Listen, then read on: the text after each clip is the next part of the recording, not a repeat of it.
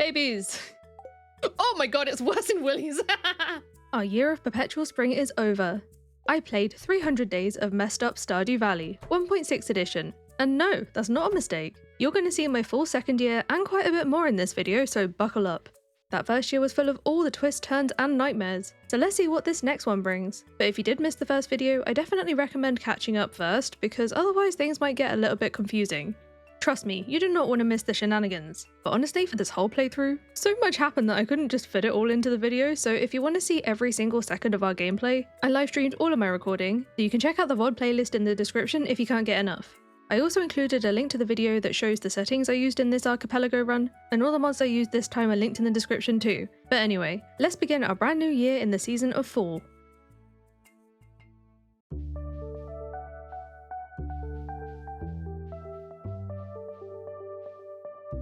Welcome to year 2, Happy New Year! Of course we begin the year with Kent on Pierre's doorstep to kick off the year, who is looking a little bit different thanks to our beloved sprite randomizer. I still kicked him off the farm, it's too early to socialise. Not that Jodie got the hint, she got the boot too. Diving straight in, the travelling merchant brought a new check with her, just a pack of tree fertiliser, but it's another one off the list, which, as a reminder, we had a total of 2,165 checks in my run, and my goal this year is to hit them all. I bought some more blueberry seeds to plant on my quality fertiliser for the community tent, then took a stroll down to the sewer library to read my next couple of books where I found another magic rock candy and got jinxed. Good thing I didn't have any combat planned. Though I suppose I had to fight with these fish on the line a little to catch them. And here I reeled in a salmon to get another bee house, but it also leveled up my fishing skill and I got the geode crusher recipe instead. Now that Kent's moved to town, I could speak to him properly for the first time, and thanks to all the real hearts we earned via other means last year, I had a couple of recipe checks waiting for me from him. I got some quality retaining soil and 1,000 gold. It was then over to the desert for a bit to catch my first soundfish, and this unlocked the movie theatre. We completed the missing bundle last year, I just had to find this to get it built. I planned to catch the scorpion carp as well, but after another couple of sandfish, I decided I was done with the desert heat and returned to the valley to visit Krobus for some shopping. I bought some slime here for crafting, and the butterfly powder I needed for shipping. Don't worry, Chaos the cat is not going anywhere, and whilst I was down here, I approached the Skull Cavern entrance because I'd not used my skull key yet. We do unlock the caverns, but it is also a check, so I'll get another pomegranate sapling too. Then for some last minute pre-bedtime checks, I cooked a few first time dishes, one of which gave me the idea for another recipe to cook. What an awesome start to the year, I think we can all agree? Day 114, I had a couple of upgrades in the mail for my hoe and my weapon. Never gonna turn down a whole galaxy hammer. It was Penny's birthday. I brought her a spare archaeology book, being very careful not to read it this time. If you know, you know. Looks like she very much loved that book because I maxed out my archipelago friendship with her for some resources, gold, and a new crafting recipe. With the movie theatre open for business, I bought 3 tickets, 2 to bring someone to a movie with me, and an extra I needed to ship. My first movie invite went to Leo, though I kind of forgot I didn't even need a ticket for myself. I only needed to buy 2. The entrance is at Jodie's house, and there's no one inspecting tickets here, so I could just wander on in and bought Leo some licorice to snack on. I went with the cheapest choice here because he has no loved snacks or even disliked ones, so it didn't really matter what I'd pick. And after this showing of the brave little sapling, we hit 4 archipelago hearts with him and earned another scarecrow. Just outside, I caught my first tiger trout who taught me how to craft fairy dust. And even better, it came with an artifact I need to put on a hardwood display to ship. Fishing was a good reminder to check Willy's shop. I'm still rocking a bamboo pole whilst waiting for my next upgrade, but I could buy some electro hearts here in place of the iridium rod. Thankfully, I've already unlocked several permanent buffs to my fishing bar size, and some permanent trap bobber-like effects to negate my flimsy rod, and this meant I was willing to attempt catching the angler. I mean, to be fair, this one's arguably easier than some of the regular fish, so I didn't have much trouble with it at all. Well, other than the fact that it burnt me. Sadly, I can't boost its income with the smoker because I have to ship it raw. That being said, the Archipelago mod does allow you to catch multiple legendaries in case you need extras for the community tent bundles and stuff, so I returned to that spot, not specifically for the angler, which I didn't get again tonight, but I might as well be here if I'm fishing anyway. I need some more bream. I had to use one of those to cook some baked fish. I got a sword upgrade for it, but given I have the galaxy hammer now, I'm definitely not using it. Day 115, the merchant brought a nautilus shell for me to purchase for shipping, and even though I didn't really want any more inflation, I still bought it for the hint point. I began the year's friendship grind with a backpack full of gifts. Thanks to all of last year's pariah traps, I had quite a ways to go with so many of our villagers hiding a good portion of the remaining rewards, or they could be traps. The ones we've yet to reach are indicated by the bigger multicolored bubbles above the hearts. The red bubbles show our current archipelago friendship level, which we've been gaining through gifts, talking, quests and all that, and the heart-shaped hearts underneath are the ones we have to randomly find in the world. I reached 4 archipelago hearts with Crowbergale today for some beach totems, and as I passed Marnie's trailer, I checked her shop to find the animal catalogue for sale. We unlocked the power from this instead of the roots platter recipe, but I still needed 2 copies of it to read and to ship.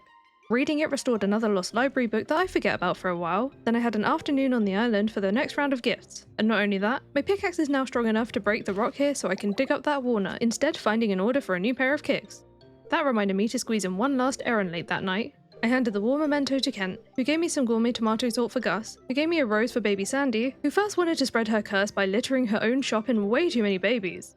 Oh my god! There's so many! She could still exchange that rose for a TV remote, but George will be asleep at this point, and I need to sleep off that nightmare too anyway.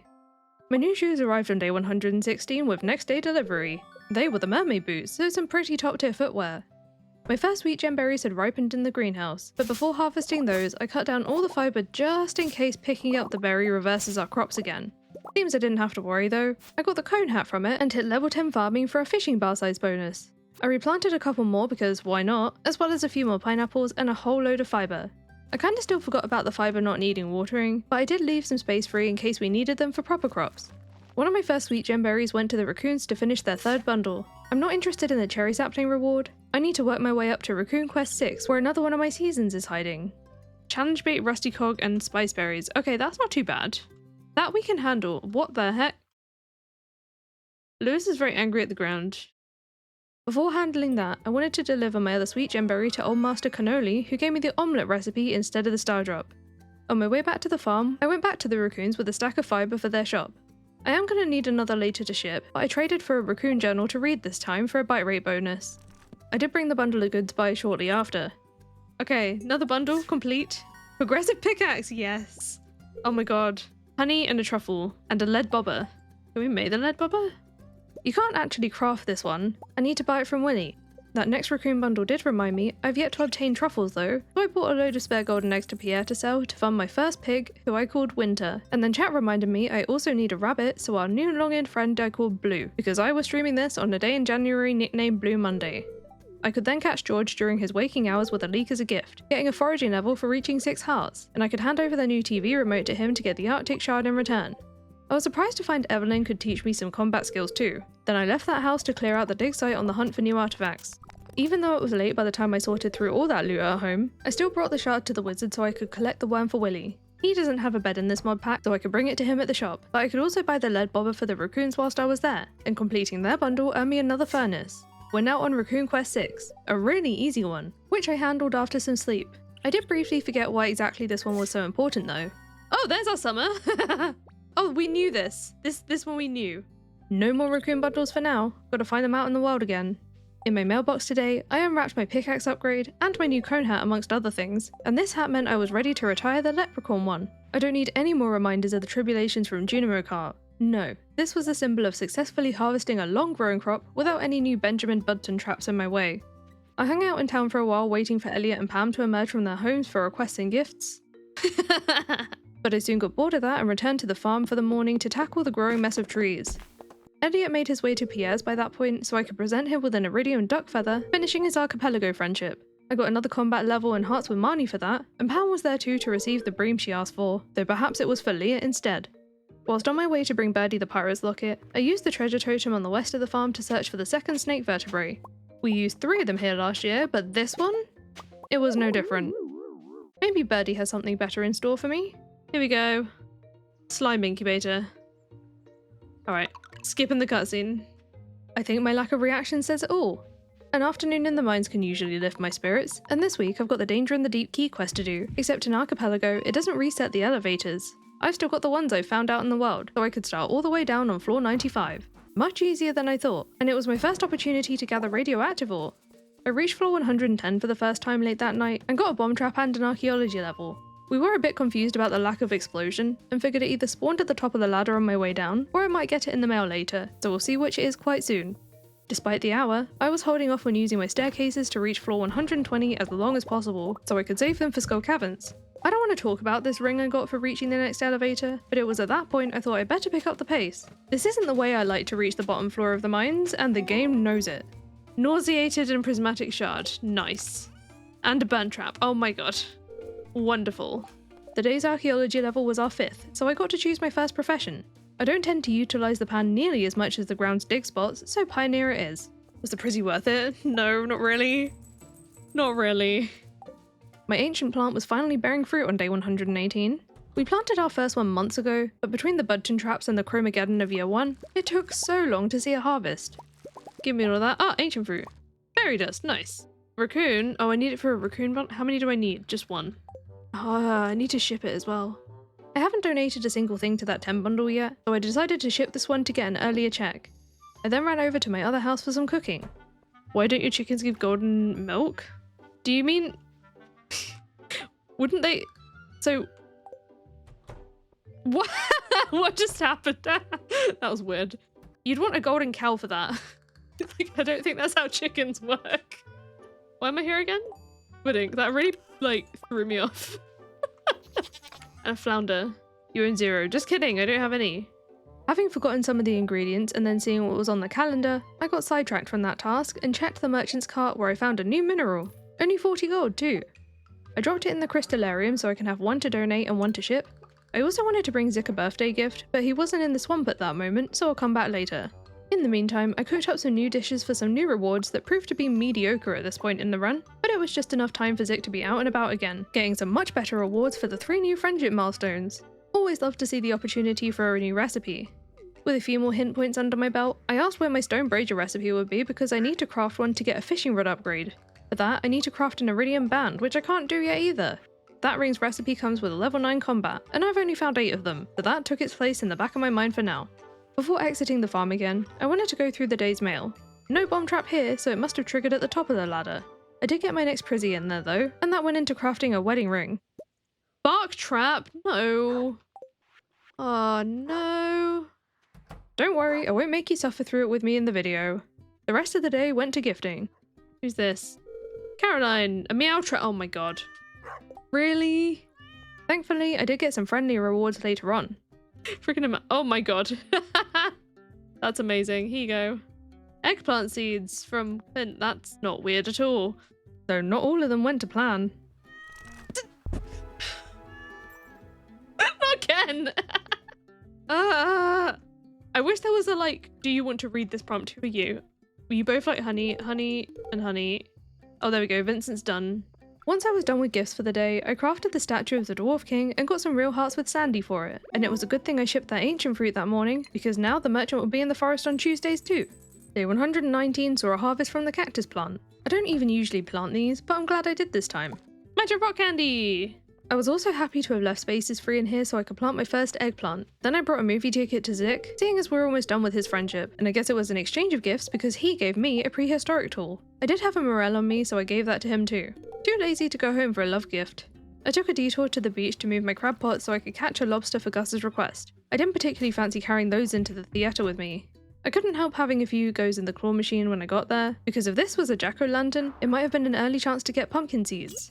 I didn't get one on my first go, but there was another on my second, and if it doesn't look quite right, that's because it's just a wall sticker. Just slightly though, seems that Zik doesn't love any of the snacks here, at least today, but he does like them all, so I got him some jasmine tea. I was glad to see that he liked the movie, so now we just have one archipelago heart to go. Movie break over, back to running errands, a couple of them for money. The cave carrot got real hearts with Robin, and the amaranth scored me an auto petter. I'm just gonna ignore the soil, and I was very glad I got these done first. Willie's was my next stop to deliver an eel, but I also bought a trout soup as an extra gift for him. Not that he's gonna get it. Right, take that for your quest. A deconstructor and no! Willie knocked me out so hard that I slipped through day 120 and woke on 121. The cart was here for its first Tuesday, and whilst I didn't need any museum pieces this time, I did snap up the plum pudding recipe. I got a reminder when I got back to the farm that my pickaxe now has the strength to destroy the meteor that almost trapped me in the coop. Meteorite, thank you. I forgot about it. It's just kind of like been there for so long that I forgot about it. Oh, look at all that iridium ore. Yum. Don't eat it, please. We missed the first day of blackberry season with yesterday's slumber, and whilst I won't be picking too many berries, I did still want to retrieve Linus's basket and returned it to him immediately. Do you think he was happy to see it? Friendships being a huge part of what's remaining for me, I handed out a few gifts. Oh my god, Professor Wizard! Have the mushroom. And my next autopetter will hang out with the wizard who needs some of the most work of them all. I was also relieved to find that we didn't sleep through the bookseller's next visit. I brought him some of my spare books in case I could trade for anything useful, but I wasn't fussed about the deluxe bait, so I sold them all directly to him to buy a copy of Way of the Wind Part 1. I just spent most of my funds on a quality bobber, but at least it wasn't a trap. I'll be getting some of that money back tomorrow though. 5 grand for making my first void mint tea. The rest of the daylight hours went to lake fishing. What I was really here for were some largemouth bass for cooking and quests, but not a single one decided to bite this afternoon. That treasure chest is stacked. Oh my god. Let's just read the book. That was dangerous, but we got a furnace from it. I got my mail sorted early on day 122. Furnace, the 5 grand, bobber, stone chest recipe. Ugh. I wasted no time crafting a stone chest for the first time, earning another ancient seed. Just a bit more exciting than the deluxe retaining soil I got for the Thorns ring. Seeing how close we were to finishing the museum, I brought a whole assortment of things for Clint to open. Obviously the mystery boxes aren't for the museum, but we might find some fun goodies in here, like the Book of Stars. I held off on reading it until I opened everything else though. I only got 1 new mineral and all that, so the tiger's eye went into the crystallarium. Perfect timing because the Esperite was done. While sorting through the items to ship, I read the Book of Stars, which basically had some squish bugs inside. Then I brought that Esperite to the museum, where I got some more fiber seeds. Next on my list is a bit more cooking and crafting, and thanks to this explosive ammo, the travelling cart will visit on Fridays too. Plus I got a top up of geodes from cooking a plum pudding. That's all I could do with those for now. Then I brought Demetrius a quartz for a request, and sure the farming level was nice, but he really didn't have to slime me for it. Over in the greenhouse, most of the fibre was ready, but there was also my first eggplant which unlocked jazz seeds, and my first vile ancient fruit coming in with a not so vile 10 grand cash. Once again in most of the freed up spots went more fibre. I mean, to be fair, it's not like I'm planting a whole load of crops in this playthrough anyway, but I still need stacks of fibre for crafting and for the raccoons. The new farming level means new crafting recipes learned overnight, and funnily enough, shipping one of the day's explosive ammo leveled up my combat skill, so there's my iridium band recipe. Good thing I didn't hint for that combat level now, and despite starting day 123 with some crafting, I couldn't make the iridium band because I was short on solar essence. I just got the new farming level related bits done, and the rewards definitely didn't make up for it. I emptied Pierre's newly available stock of jazz seeds, one of which went into the shipping bin, and the second going into crafting my first tub of flowers. Moss soup recipe. I already had that. Yep, we cooked this last year. It tends to come with foraging level 3. Most of the rest of those seeds got planted in the greenhouse. Then with Ginger Island on my mind, I decided to spend my next hint on the farm obelisk that sits on the island farm. 10 hearts with Sandy? Oh, we're so far away! Alright, we need to go find Sandy today then. I also retrieved an autopetter from Pierre's to help me with that one. I might as well hand out some gifts whilst I was at it, so I finished Krobus' friendship, getting a couple more artifact troves, and I bought all the solar essence towards my ring whilst I was there. Then it was onward to the island where I could bring a dressed up Jodie her birthday gifts. Now she said she loved her gift, but she also dropped a bomb in her house because of it, so I don't really know what she's thinking. On my way over to Sandy's shop, I maxed my Archipelago hearts with Alex too. I'll have to check out that book later. Gotta get to Sandy's store. A visitor? Oh my god. Vincent is the bouncer. No new milestones with her today, but I dropped off the gift in the autopetter and left to clear out the dig site for one of my last few undonated artifacts. I dropped it off that evening for 100 key gems, and it turned out I had 2 books there to check out, unlocking melon seeds and 2 real hearts with Willy. I didn't remember till the night time to refill my crab pots and found the lobster I was hoping for. Zik was pleased to find I brought it straight to Gus, then I promptly got whisked away by a random teleport trap and ended up at the island farmhouse in the Mastery Cave. There's a bed nearby, I might as well crash here. En route back to the farm the next morning, I checked out the merchant's first Friday visit to find a couple of dolls to buy, and an oil of slipperiness which was actually a trap bobber. I bought my first batch of melon seeds from Pierre, and checked the greenhouse for planting space. Without enough space for all of them, I held off planting in there for now, but I did bring one to the island farm to plant with some hyper speed grow for the frog. Got some wheat down too, but I don't have garlic unlocked yet. Had to pop and see Sandy whilst I was on the island. I didn't have a love gift for her, but a tulip can still chip away at her friendship. Then it was back to the valley from there to donate one of the dolls I bought to the museum for another prize ticket. I was now in possession of spare ancient dolls, so I decided to share one of them with Jazz since they're a love gift. Worth it for a bite rate bonus. With a few more solar essences bought from Krobus, I could get my iridium band crafted, so I could be sent the stone brazier recipe. I won't get that till the morning though, so the rest of this day was in the mines. I had the other ancient doll on me because I wanted to take it to floor 100 again, and still without a direct elevator there, I had to work my way down from 95 again. I hit level 10 mining along the way, pocketing 5 grand instead, and thankfully the spiral floor was kind to me so I could reach the water shortly after. We know the drill here now. Chuck in the dough, scary snake thing, get another faraway stone, but before I left I fished for a few hours until I got a couple of cave jelly. The last faraway stone I had to ship, so this one I could actually go do the Easter egg. Curious to see if this might be a check, but it wasn't. We just get the meow mirror as usual. Man, I miss Terraria. Getting back to the farm that night, I put my cave jellies to use. One of course for making my first fish smoker, and the other needs to go straight into the shipping bin. I usually like to have a hopper set up for the smoker, so I bought his crafting recipe from Mr. Key, along with all the other recipes on offer ready for another late night DIY sesh. From that I got various rewards and not a single trap. The best one of the night though had to be the Monster Musk recipe from the Ring of Yoba.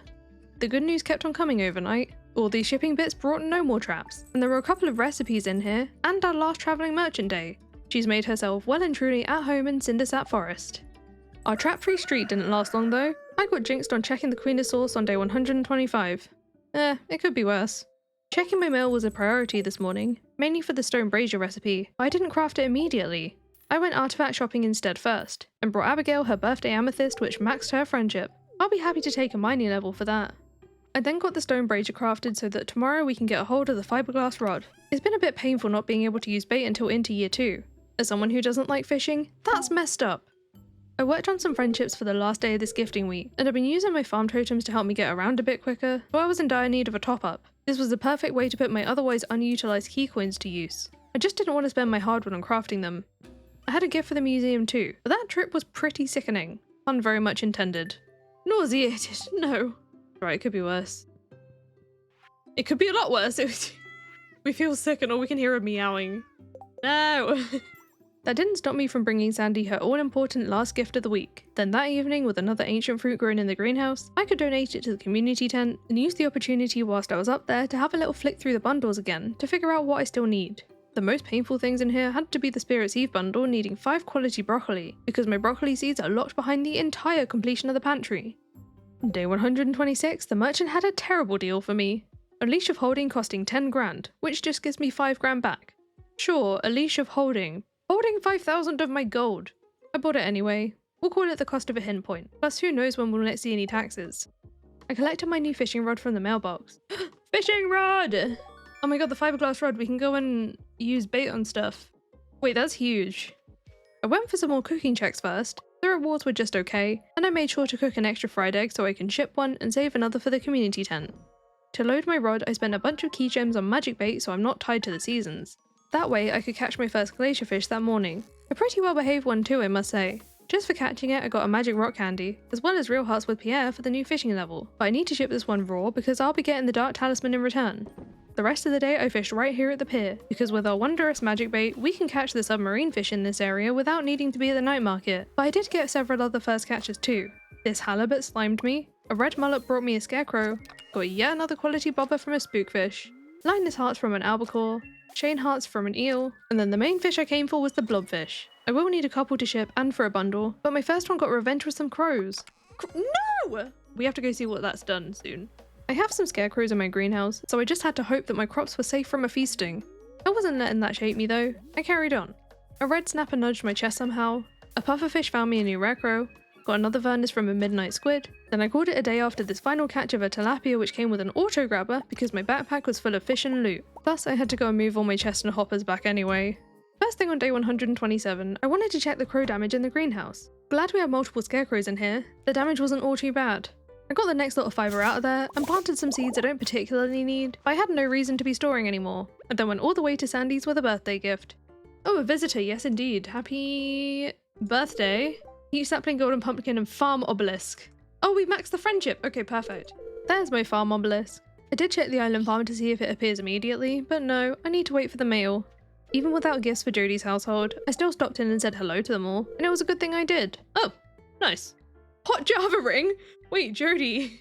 Now I have no use for the speedy beverages I get from it at the rate I'm already whizzing around the place, but the coffees do make good gifts and extra money. I also wanted to leave an autopetter there to help with Kent's friendship, given that he's new in town. I then had to make sure I checked the key quest for a new week. Hungry challenge or extended family. This should be a no-brainer, right? Why am I even hesitating here? I think I want to do the oh, but I don't have enough caverning gear for this really. I really need some more staircases. But I really don't want fish. And not for those monstrosities of all things. But then they will give me some extra checks. Fine. I'm doing the extended family one. I feel like I'm not prepared enough for the other quest. I didn't start it today though. I wanted to bring some donations to the community tent, even if I couldn't complete any bundles today. Then I went home for some farm clearance. The trees just keep taking over. Day 128 was one I never thought I'd see. The day that my fruit trees could actually produce some fruit. I should be more excited, but harvesting these felt a bit like a trap roulette. I was safe. This time. I didn't realise yet, but I was missing the cherry sapling. I'm gonna need to plant that one too. You could say that harvest session was very fruitful. God, I hate it. I didn't say that when I retract my statement, no. That joke was too much. I had a few shippables in there, but my first apple went into completing the community tents raccoon bundle. No idea what it's going to give us. Dish of the sea. I didn't need more of those, I've got so many. Oh no! Oh, it's the Stardew Valley Fair! Thank goodness I was carrying farm totems, which allow me to scramble together some of my best stuff for a Grange display. I do need the tokens for checks at the prize booth, but I also need the winning display for another check. I didn't even need to speak to Lewis to find that out. There's some extra magic bait. Oh, and if you didn't know, this drink test is a check too. Might have given it a bit too much welly though, it burnt me. I then used the wheel to tot up the rest of the tokens I needed for my prizes. So, just to check, yeah, bite rate bonus, prize ticket, and the Jody hearts. Which I think I needed. Do I need that for something? Alright, now I can go talk to everyone. Immunity bonus. I do usually talk to everyone at a festival first, but given that some of these townies are hiding new checks, some of which could be day-ending traps, I waited on that. Oh, treehouse! Nice! Turns out I was safe from that for today. Then I left the fair for the night to empty my mailbox, continuing with that into day 129. With that now sorted, I needed to make a start on the fishing key quest. Thanks to a bit of procrastination and yesterday's festivities, I needed to do all of it today. I didn't have 10 real fishing levels yet, but I had some seafoam puddings to give me the necessary boost to allow me to catch the legend too, but I couldn't get hold of the darn thing till the early afternoon. I went straight off to the beach for my next one. I caught my first sea cucumber before that, but of course we're ready here for the son of crimson fish. I choose not to perceive the reward. It seems Miss Angler quite simply could not be bothered today. She barely put up a fight. Is that it? That's so funny! The laziest Miss Angler you've ever seen. The radioactive carp didn't give me much trouble either, so that just leaves the glacierfish junior. There we go! Apricot sapling and a thorns ring, I'll take it. As with all the other fish, I need to ship these special ones raw for their own shipping checks. Then believe it or not, I continue to fish at the beach. That's a sight. We're gonna fish here next to that. I needed some more community tent fish, but the albacore was for bait for the chef's bundle. Do I need a jack-o'-lantern? Oh, was that one outside? Got another reason to love the 1.6 update. People now leave jack-o'-lanterns outside for us to steal. Wait a minute. Can I deconstruct that for a pumpkin? So we'll ship one of those and then... Yeah! Oh my god, it works! Now I can get my hands on pumpkins early, but the night shipping checks were quick to snuff out the happiness. No! Two pariah traps! What of my friendship? But it's in the mail, so I need to go and take advantage of as much friendship as I can before opening my mail, not this day that we're about to play, but the day after. Day 130, I kept deconstructing jack-o'-lanterns, with my first pumpkin going straight into the shipping bin. I brought Marnie a birthday gift to finish her friendship. She's been holding on to my pan upgrade. Not that I use it much anymore, but that's another friendship complete. It was up to the community tent after that to complete the chef's bundle. Didn't care about the bajillionth mayo machine, and then whilst I was up that way, I could use the dark talisman from shipping the glacierfish a few days ago to at long last gain access to the railroad cave, our final door. And in the cave, yeah, it's Lewis's. So, 19 prize tickets, are we ready? Speed prize collecting.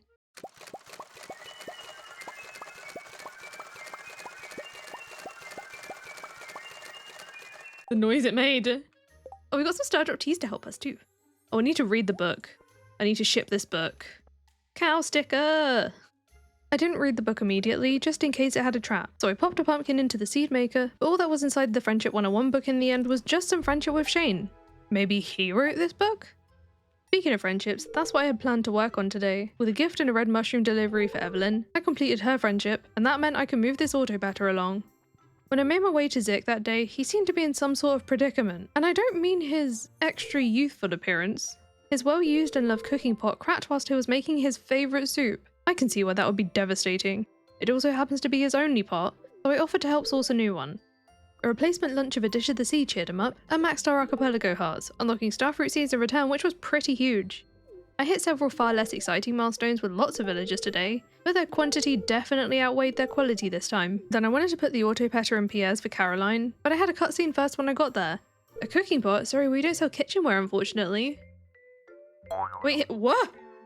Pierre has superpowers, confirmed. Why did you just parkour over the counter? That was so funny. It's all rusty and covered in dust, that's gross. He's gonna charge me outrageous amounts, right? Did you just take an old pot from your kitchen? You can say so, but a pot is a pot, right? It's still good for cooking. Caroline doesn't use it anyway.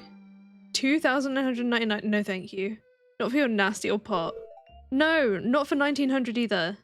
Still no? But it's made of high quality metal with non-stick coating inside. Fair price for that kind of thing. No, it's gross. 999, final offer. No, thanks. We're gonna go to Gus. Non-stick rust and dust. Yeah, that is the secret, isn't it? Is your food gets coated in dust, and therefore it cannot stick to the pan. Wait, I was going in there for a reason.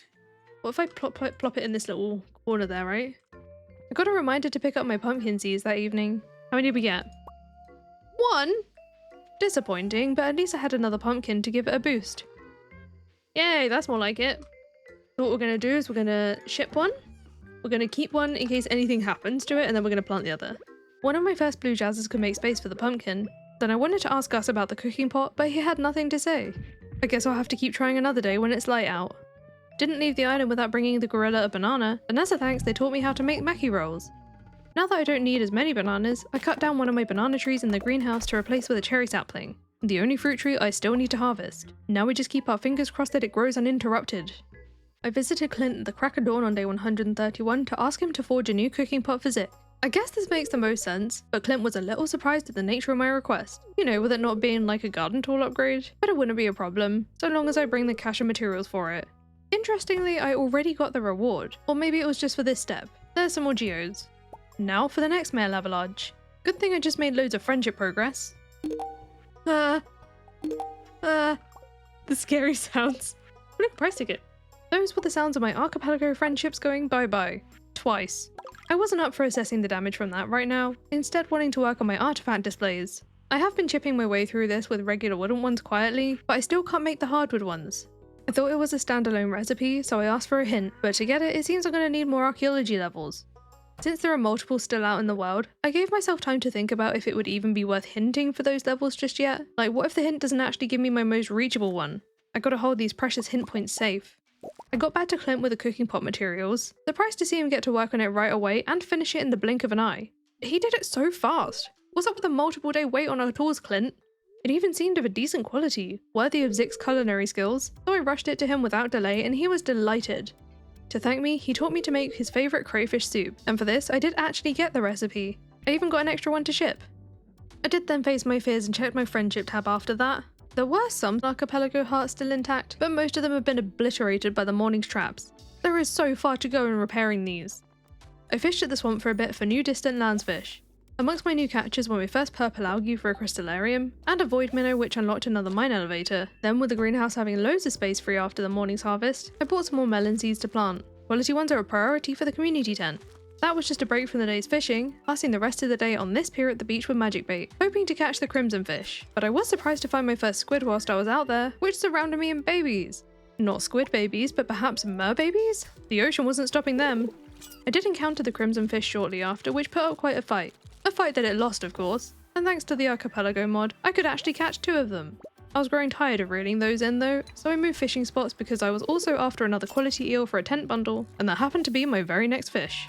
I do need to ship one of the crimson fish raw, but the chat reminded me I could put legendaries in the fish pond now, so I did just that. And to squeeze out every last check for this day, I ended off by fishing up a scorpion cart from the desert for some electro hearts. I summoned some monsters via mail on day 132. That's a quest we can- oh my god, that's a serpent. Tiger slimes, oh my god, go away! Smashing these up got me thinking that it might be time to hint for my slime hunch.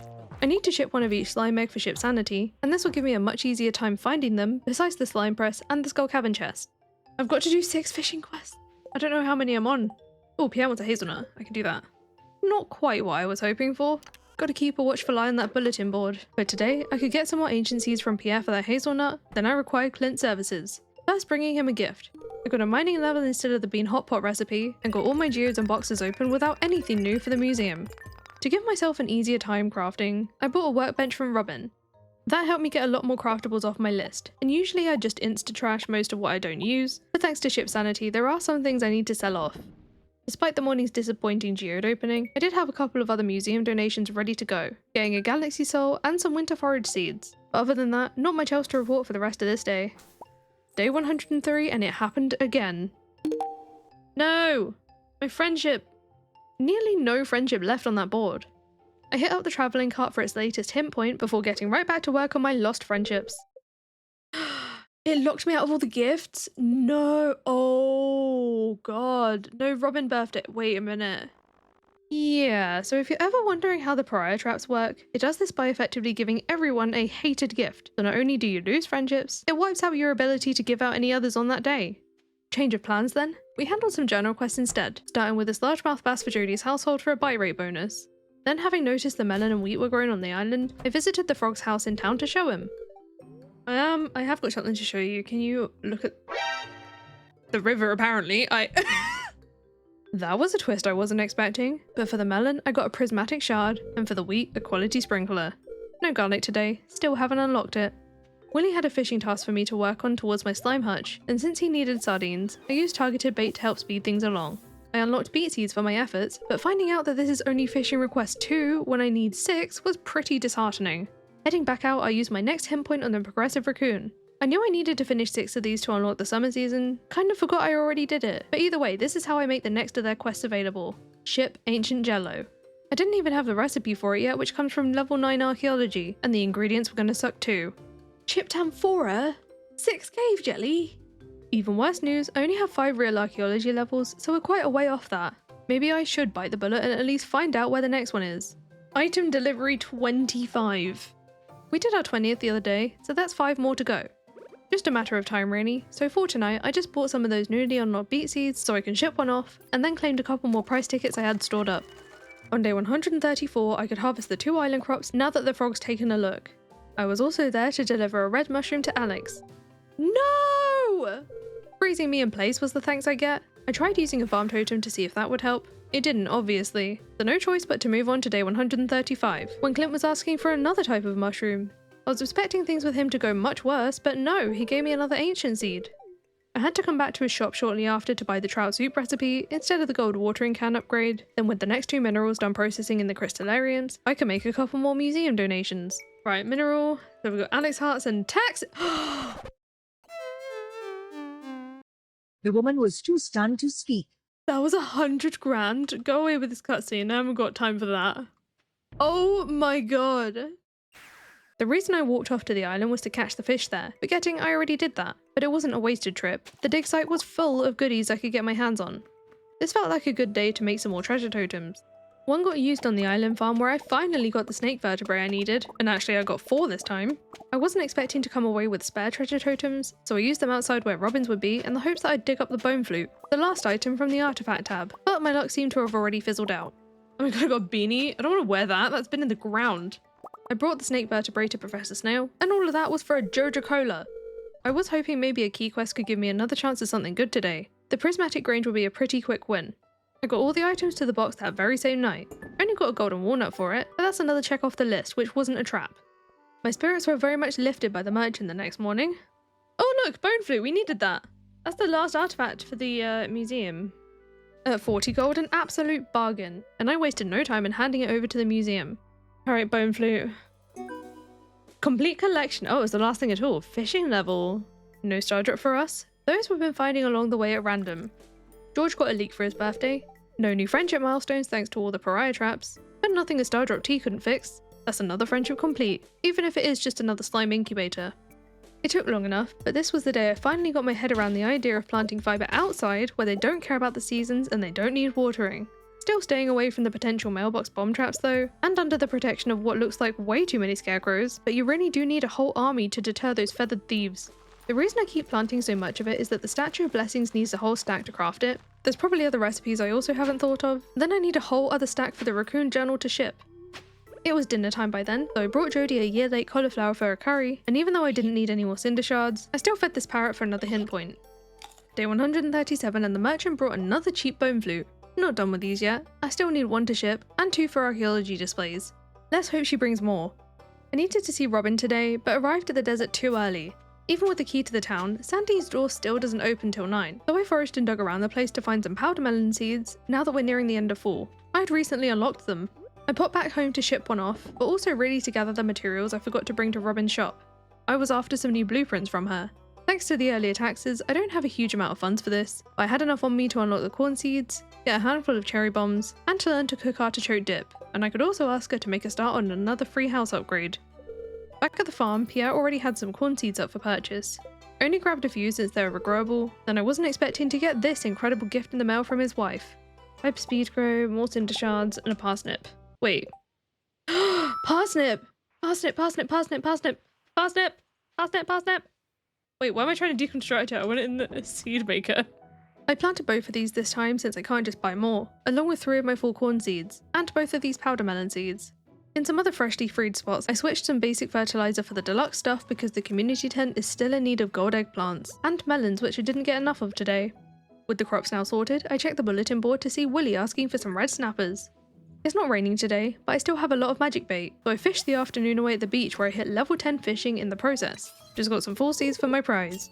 I also caught my first octopus. Evil as ever, it dried out my crops. Yeah, it's the octopus, there we go. Oh, I hate the octopus more and more every day. Even with the help of a bubble spot, I only caught 2 of the 3 snappers by nighttime, at which point I grew tired of fishing for the day, and on going to bed, I found out we'll be getting another house upgrade from shipping that bone flute before Robin's even done with this one. Which, speaking of, seems Pam wasn't pleased at all about Robin roping her in to help with it the following morning. I tracked down Alecto in the secret woods for her birthday. My best option for her was a pearl, but I also had a boost from a star drop tea to get my hands on the 4 remaining friendship checks from her. All of these are great, but the golden clock has to be the highlight. I couldn't think about anything else until I caught the 3rd and final red snapper. Didn't care about the stone I got for it, I just had to make this progress. The fishing didn't end there today. I wanted to catch the walleye here, but I found my first catfish too. My first walleye showed up shortly after for 1500 gold, but I stuck around to catch another for a 10 bundle.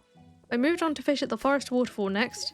I would have just started off here if I knew the walleye would be here too, but from this location, I was really after the goby, who just brought me a few cores. Well, and some treasure too. I got the fish donated to the tent that night, no bundle completions, and it sucked to see the fishing was far from over. Not looking forward to those quality link odds. Tried to take my mind off that for the night with some cooking. It worked out well. With 6 new dishes, we got a good little progress burst, and one of the rewards was the next archaeology level. Kinda nice to come across an unhindered one. Oh, and I also noticed that somewhere I did obtain the ancient jello recipe. Oh, I do have the ancient jello recipe. When did I get that? Can't seem to find where I did that. Anyway, my last dish will send a burning mail. I was then ready for some sleep. Hardwood display! Wait a minute. I used the new blueprints to upgrade the preservation chamber to the hardwood version, and for my first hardwood display, I leveled up in farming. Now I just gotta work on getting one of every artifact on those displays for ship sanity. We're gonna need a lot of hardwood.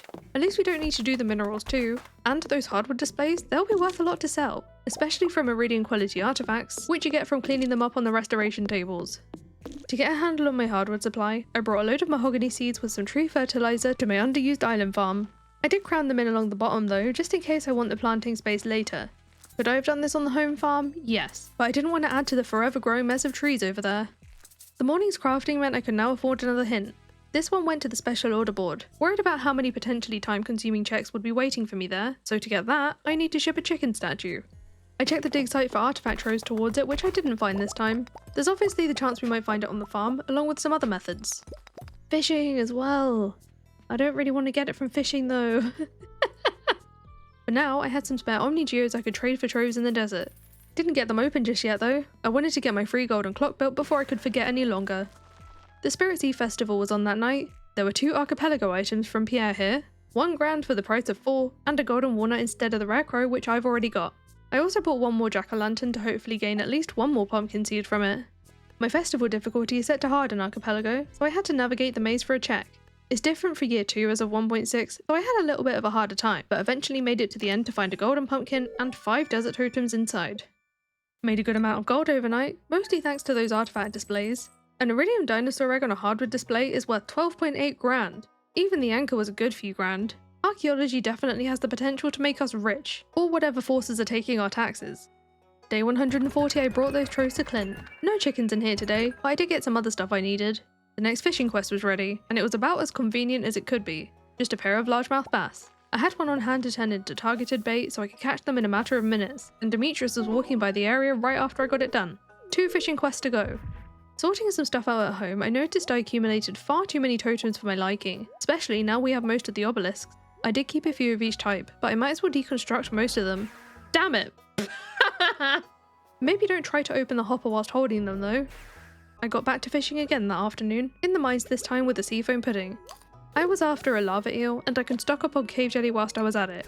I need 6 of them for the ancient jello later. I did reel in a lava eel which jinxed me, but stayed for those cave jellies. There's a growing collection of trash and eels in my backpack while wearing away at my sanity. This is horrendous. I need cave jelly, please.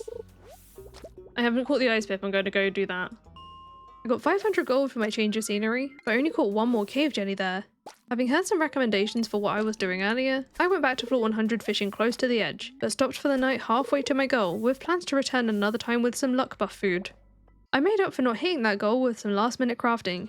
Some great winnings in here, like another unhinted archaeology level, which just goes to prove why I was hesitant to hint it in the first place. And I got the combat mastery, which will allow us to find trinkets. Then being the last day of the season, we got to pick our next one. It's gotta be our first summer.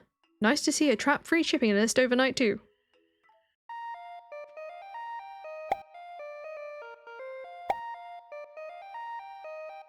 I grabbed the next pumpkin from the Spirit's Eve jack-o'-lantern, along with a nearby torch whilst I can't make my own, to craft a jack-o'-lantern for myself.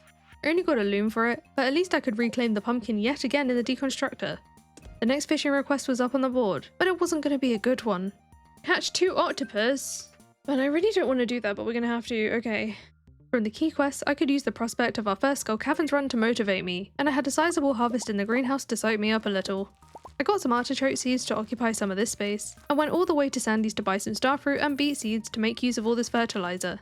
Some of my greenhouse goodies were brought up to the community tent, completing the summer foraging bundle for some quality retaining soil. Then I brought a lucky lunch with me to floor 100 of the mines to try for the rest of the cave jelly I need. Oh, okay. Don't really want to use this bait for that. Right, let me pop home and get some better bait. I mean worse bait. The deluxe bait is for the octopus. Even with all the reward boosts, it still feels slow with nothing on the rod at all, but ultimately, I think it was the luck buff that helped us catch all 3 cave jelly within a single game hour. Let's make some jello. Kinda looks like creme brulee if we ignore the ingredients that went into it. I suppose it kinda matches its description, but it has some awesome buffs. We do have to ship this one though. Still feeling lucky, I mowed down some grass on the farm to use a treasure totem in the hopes of digging up the chicken statue. Okay. No luck this time, but we tried. I don't even need a lot of these things anymore. Oh. I missed one. Oh, it wasn't it. I did get it! Into the shipping bin it went! I did have to go back to my kitchen to cook a bean hot pot. I've been carrying around green beans for it all day in a desperate attempt to remember. Done. Trout? Rubbish. Some more last minute crafting made up for it. Kind of. Ooh, the battery. Pickaxe upgrade! Oh my god, a radiant pickaxe, yeah! Ah, that was gross. Once I repositioned my belongings, I wanted to watch those shipping checks roll in. Ooh. No! Pariah trap! Rip friendship. Okay. Raccoon! Progressive raccoon, that's what it was for. And there's my special order board as well. Oh my god, a good day coming up. Day 142, I had to handle that octopus fishing quest. Just ignoring the wizard's morning ocean ritual. Clearly none of my business. I think it was bothering the tentacled creatures though, because I didn't catch my first one of the day until a while after he left. I turned that one into bait to increase my chances, and found the second a few catches later. I wanted to handle the Dorados whilst I was in the fishing mood, and on my way to the forest river, I checked on the next raccoon bundle. Gold parsnips, gold dandelion, and a squid. I've got this, I can do this. In this round of fishing, I caught my first rainbow trout, even more quartz coming my way, and I wouldn't have believed it without having the footage here, but my first Dorado was a perfect catch. Just doesn't want to cut. Oh, there's one. I stayed out to catch another for the engineer's bundle, along with a third to ship. Don't worry, I did turn in my fishing quest already, earning a prize ticket. For my last big win of the night, those Dorados completed another tent bundle. Whole crafting recipe we know is a fun opportunity, whenever I get round to remembering to do it. I kept on top of checking the bulletin board on day 143. No, I'm not doing it again. Quite simply not happening. Why do I keep hearing fiber breaking? The Junimos are harvesting it! I was like, what is that? I had much better plans than fishing, though anything's better than fishing. But today I wanted to take on the Skull Cavern Invasion key quest, and actually, you might have noticed this is the first time we've come down here at all. Not only will I get another check on floor 100, it was a good chance to gather some radioactive ore for various crafting recipes. Plus we can find slime eggs down here, seeing as I need to ship one of each of them. I also whizzed past floor 25 via jump hole to 30, completing the first little Skull Cavern challenge we get by mail from Mr. Key. Just a preserves jar here though. Got quite the surprise shortly after while slaying some ghosts. Ectoplasm! Yeah, I often get the ectoplasm special request, called a curious substance, confused with the prismatic jelly one. I mean, aren't they both very curious substances? Anyway, besides the end of the struggle for loot space, the rest of my descent to floor 100 was pretty uneventful. The mango sapling for completing the key quest didn't excite me, but in the spirit of multitasking, getting there also meant it was time for my snake milk drinking challenge. I downed it to get it over with, and as disgusting as that experience was, it somehow earned respect from Willy, so it had to be done. Even though it was only 8:30 by then, I felt it more productive to leave the caverns a couple of floors later this time. So some of you might know what comes next. Let's take a look at our loot review.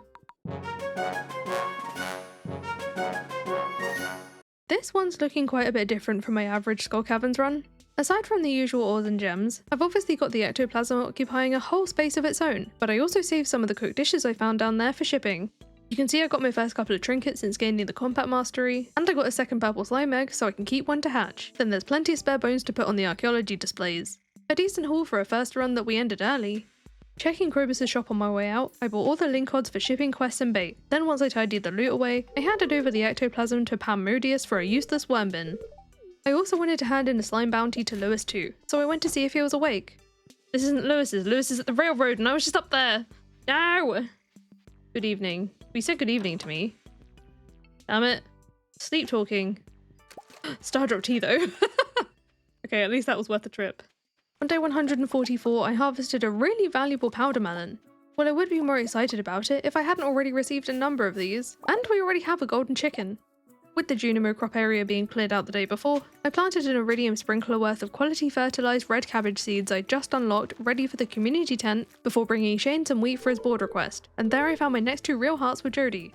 I got an auto petter in the mail that morning, so I left it in Marnie's trainer too. The reason I chose that location is because today is Jazz's birthday. The ancient doll didn't do much on its own, but the Stardrop tea completed the friendship. One less to worry about for pariah traps, and I got some hyperspeed grow, a mine elevator, and the art of crabbing book power for it. I made a trip back to the home farm to pick up some supplies for the island, because the raccoons are after 3 gold dandelions as part of their next bundle, so I brought over some spring seeds with some fertilizer. Surely I can get 3 gold dandelions from 84 seeds, right? Day 145, and it turns out I was wrong about yesterday's book power reward. I actually got the book itself. I wanted to get through the rest of my mail before I read it in case it was a trap, but the mail had one for me. A good old random teleport. Oh! No evil mail! Where are we? Wait, where is this? I chatted to Electo over a cup of void mint tea, and on my way out of the maze of exits, I read that book and learnt to cook a salmon dinner. I chopped the grey mahogany trees whilst I was on the island towards more artifact displays. I've still been chipping away at all of these. Obviously for the checks, but they were incredible money too. Now, wouldn't it be a shame if something were to happen to all that cash? So we'll do the super meal. No! Wait, is that going to come tomorrow? Because it's not taking my money yet. What was the other one I was doing? Autumn's Bounty. No! Time to go spend all our money! My main plan for this was to buy more blueprints and robins, but she would have left for the saloon by now, so all I have to do is avoid opening my mail tomorrow onwards until I've had a chance to spend everything. In the meantime, I had to think about friendships. Yeah! And crafting. Not much in the way of progress tonight, but it was a good reminder that I was still extremely short on fibre. Might as well grab the farm's hardwood too, and that's when I found a new book to read. Oh! Woody's Secret, that was new. Club card! I got right on with spending my 146 grand the next morning before they disappear into the mysterious portal otherwise known as taxes. I wanted to get as many checks for my money as I could, but when else are we going to get an opportunity like this? Give Clint a bit of a scare? Sorry Clint, not sorry, you sold it to me. We'll do the hoe and the banana sapling and the iridium ore. Some of those hint points went on finding out where the dwarvish language lessons were. A whole friendship I've not even started yet. Cook spicy eel. I don't even think I have the recipe for that yet. I think it will be one of these. Oh my god. To work towards that hint and carry on with my spending spree, it was over to Robin's. The Crystal Path recipe, and I definitely want the fishing level. Just kidding, I don't have the hardwood. Should we get we'll get the raccoon journal as well, I think. And then I think that's all I can afford because I haven't got that much wood left. I swear I saw the big chest recipe. Am I dumb? There. That's some more money spent. I dropped down the desert wood and popped home for a few extra materials to get the blueprints bought up. I still had 54 grand to go, but I was pretty much out of wood, so whilst figuring out what to do with the rest of the money, I used the mini forge I crafted yesterday to upgrade the galaxy hammer to the infinity gavel. 1, 2, 3. Haha! I considered spending some on seeds, but in this run I don't have as much need to grow so many crops, so I only bought 40 artichokes. More animals could be a good shout though. Welcome Valentine the pig, Pancake the goat, Syrup the rabbit, and Spring the duck. A bit of the remaining gold went on opening all of my mystery boxes. I didn't get anything new in here, nothing groundbreakingly exciting either at this point, but I might as well reveal the loot we've been hoarding. The main thing was just the Book of Stars which I need to ship, and any remaining cash I just dumped into iron ore. I made sure to tend to my greenhouse crops as well, knowing that there's a Benjamin Button trap with the tax bill that's going to reset them all. Then I crafted my newly learned flute and drum blocks for the first time, and officially unlocked pumpkin seeds. No more deconstructing jack-o'-lanterns. I was ready for my taxes by the evening, a whopping 212 gold, but I stopped opening my mail after that to avoid my crops being reversed. I'll just open the mail again once everything else I need has grown. Thankfully this worked out the way I wanted. Felt like I was playing roulette with my mail there, and at least we weren't adding to the traps from this large list of shipped goods overnight. Sandy was after some quartz on day 147, for which I got the fried mushroom recipe. Being on the island, I chopped any mahogany trees that grew since last time, and after storing those materials, I checked my collection tab for which fish I'm still missing. There's not too many to go on here. On this day, I caught a first sturgeon who brought me some calico eggs, a slimejack who was holding an axe upgrade, and the mutant carp with a single display worth of hardwood. I switched tasks to cook a few more things before bed. The drought was inconvenient, but not the end of the world. From shipping tonight though, I was happy to see another fishing and farming level, and the unlock of hop starters. We need those for the community tent. Got an archaeology level somewhere along the way as well. No idea this mod lets you craft lucky rings. On day 148, I gathered the fruit from the cave for evidently the first time in a good while. I got what I was after in there, a gold quality orange for Gus's birthday. No new checks, but it was a good boost back towards the remaining one I have left with him. The artichokes I've been waiting for had grown. I was hopeful I got enough gold ones for the tent bundle, but I also had the first corn harvest in here which popcorned debris around the place. That's so rude. Some of the corn went into cooking my first tortilla. Who knew the wizard liked those? Then I was ready for my avalanche of saved up mail. 49 letters we had to go through, including the club card we got from the other day, as well as a bomb trap. Kinda surprised at how indestructible these envelopes are. Grateful that all my loot is still intact in here. I got a good chunk more crafting done thanks to those recent skill levels, and some individual crafting recipes, and I ticked off a whole 11 items in this round. The highlight of course had to be the return scepter. It's going to save us so much travel time without having to worry about farm totems anymore. But just as I got to the last item for this session, it sent me off to Elliot's cabin with a random teleport, which is the back room of Willie's shop. I decided to just get this baby's trap done for 10 grand. Babies! Oh my god, it's worse than Willie's! This is way too many humans for such an enclosed space. So many in fact that I had to use the island totem I crafted to get out. I had one more craftable to finish when I eventually made it back home, but looking at the lucky ring recipe, I'm gonna have to wait for the tiger's eye and 5 rabbit's feet to be able to make it. All of that effort was to accumulate more hint points for the spicy eel recipe, so I can cook it to get the Dwarvish translation guide. That's locked behind the cooking of fried calamari. Thank goodness I've already got that recipe. Fried calamari. Okay, we'll get the recipe tomorrow. And that pufferfish on my person? That's for Demetrius's mail request. Crystallarium! And a price ticket. Nice. The last wins for the day came from the community tent with the spring crops bundle now being complete. A trap bobber could come in handy, then the gold artichokes for the quality fish bundle. Don't think I ever bothered using the Junimo chest. Still, it's better than what was waiting on the shipping screen. Golden walnuts. Oh no! No! There are crows! Let's hope I remember those are in the mail in a couple of days. I was glad those don't come through the morning after because I could safely retrieve my return set for the next day. And the hop starter too, which reminded me I now have them unlocked. Of course the spicy eel recipe was in the mail as well. Not even going to mention the atrocities from the other dishes I just made, but we can start our last new friendship tomorrow. The bookseller was back, and whilst I didn't have as much money as I'd have liked, I could still afford a couple more books for shipping, and I did have a whole bunch more crops and eggs hoarded to sell to Pierre as an emergency fund protected from taxes. It took a couple of trips back and forth of buying and selling, but I could then buy my first copies of Way of the Wind Part 2, Horse the Book, and Old Slitherlegs. Most of these he only brings one copy per visit, but I didn't feel like making yet another trip to sell to Pierre, so I left the extra copy of the Queen of Swords for another time. I did some speed reading as I left the area, and here's what I got. So we got Zik Hearts, Radish Seeds, 30 Fiber, and a Star Drop. Not bad. I had a few more books to read in the library too. It's been a while since we've been to the museum because we have completed the collection now. We've got 3 books in here. This is dangerous. 30 more fiber, banana sapling, and Haley hearts. Okay. That was fun. It's Haley! I haven't got time for this. No, I did not. I had some golden ore to gather for Clint, and some gems to deliver to Emily for this week's special request, Rock Rejuvenation. A charcoal kiln, wow. Chain hearts for the cranberry sauce recipe. I waited patiently at the saloon for Goblin to make his appearance for his 2 requests. Then back on the farm, I realised I had enough iron to make an anvil of my own, unlocking the 5th floor volcano exit shortcut. On day 150, it was raining on the island, so I brought some flute blocks with me for the mermaid puzzle. Thank goodness it was raining, or this burn would be more troublesome. I brought Robin's household some gifts, mainly with Maru and mine for her birthday. Couldn't reach any new checks though. It was time to meet the dwarf for the first time as well. Looks like Krobus today, and because of the sizes of the sprites, the dwarf and Krobus can basically only be shuffled with each other. Anyway, here I gave a first gift, and checked out the store, buying the weathered floor recipe for a slime egg press, a couple of oil of garlic to ship and deconstruct, got a glowstone ring from the big stone chest recipe, and finally my first copy of the dwarvish safety manual. I need to buy another on a future day to ship, but I read this first one. Meowing again! Oh my god, meowing all day, doomed to meowing. I only just got over one of those from the mail. I had a bit of trouble getting to Leo for his next gift. They're not even here anymore! Got there eventually though, and I suppose this put me nearby to hand a rabbit's foot to the theatre car here, which surprisingly actually gave me the lucky charm.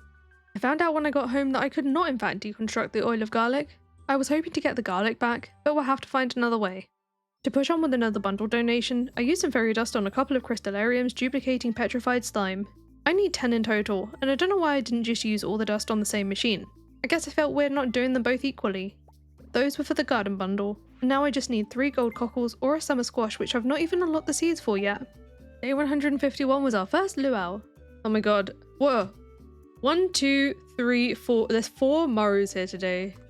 I earned a heavy tapper for the ice cream recipe whilst greeting the villagers, and into the pot. You've heard of pineapple on pizza. I raise you pineapple in soup. Let me know in the comments if you're team pineapple. I sure am, and apparently so is the governor. I want another ancient seed for it, but sadly no new friendship checks. At least this should have made progress in repairing them all. Day 152 I checked the travelling cart. Actually, I've been doing this most days and picking up any new artifacts I still need, but you don't need to know about it every time to avoid so much repetition. Today was significant though because I found the tiger's eye for the lucky ring. Now I just need to wait for 2 more rabbit's feet. It was kind of weird getting a whole other infinity gabble in the mail that morning. I wasn't sure what to do with my second one, but no time to think about that because my next letter contained a shuffle trap. I've grown a bit too comfortable storing everything given how long it's been since we've seen the last one, so I think it goes without saying that I lost about half this day getting reorganised. I still had the afternoon free to tackle my next fishing quest for 3 mullet. Targeted bait and a bubble spot made quick work of that, but instead of turning it in straight to Demetrius, I filled my backpack with gifts for the saloon knowing he'd soon make his way over there anyway. There was the slime hutch we've been waiting for, but obviously Grobbin is here too, so we'll have to wait until she's back at work to build it. Gain some more luck instead of the lobster bisque recipe, a nice bonus. Once I was done gifting for the night, I checked the dwarf shop to obtain another dwarvish safety manual. Gotta ship this one. Only got a crab shell ring from doing that, but it was better than some of the other stuff now looming in here. That being said, our armies of scarecrows have me much less worried now. Day 153, I wanted to forage at the beach for crab mating season. I was mainly after cockles and rainbow shells of gold quality. Should I come back with foraging food? Wait, do I have any? I was hoping this would increase my chances of better quality forage, but I didn't have any of the right dishes nor recipes, and Gus wasn't selling any today either. Just gotta rely on pure luck, which did not come through for me today. Had to see Pierre next for an item I'd not given much thought, the bouquet. I bought 3 here, 1 for its normal use, 1 to ship, and 1 to smelt into a wilted one, also to ship. As for the date getting the bouquet, I'm going with Sebastian this time since I've not married him before. I didn't stick around long. I got out of there and all the way to the desert to ask Robin to build my free slime hutch, but this actually proved convenient because I was feeling a volcano adventure today. I was here with a load of bombs for a mummified bat. I often go do something whilst waiting for the bombs to explode, but this time I really wish I didn't. Oh my god. From this speed boost I keep getting stuck behind stuff. No! No! Wait a minute. I always try to think my way out of these situations, but I can't. It's right there! That's heartbreaking. Got any food with magnetism? No. That's all, folks. That's so painful. It's okay, we'll get it again. We'll get it again. Anyway, day 154 had the next scheduled crow visit.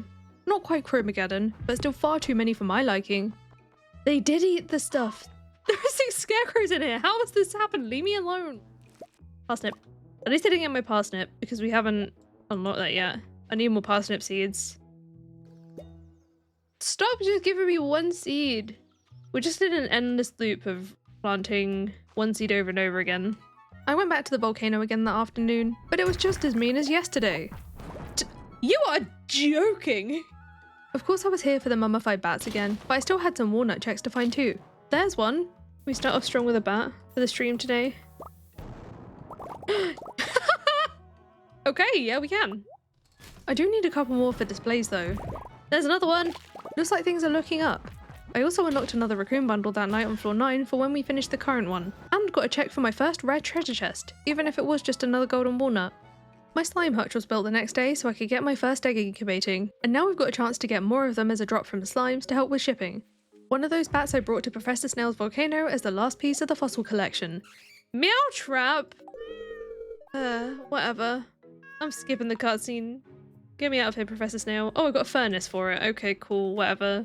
I suppose it could have been worse. Believe it or not, I then went to the volcano for the 3rd day in a row, but this time I only cared about getting to the 5th floor, carrying a number of diamonds. I bought the golden walnut as well, but I was mainly here for the diamond hunter book. Again, only one copy at a time, so I'll have to come back yet again for a second one to ship. Got another defense bonus for reading it right there and then, and was right back off to town to pick up my new weekly quest.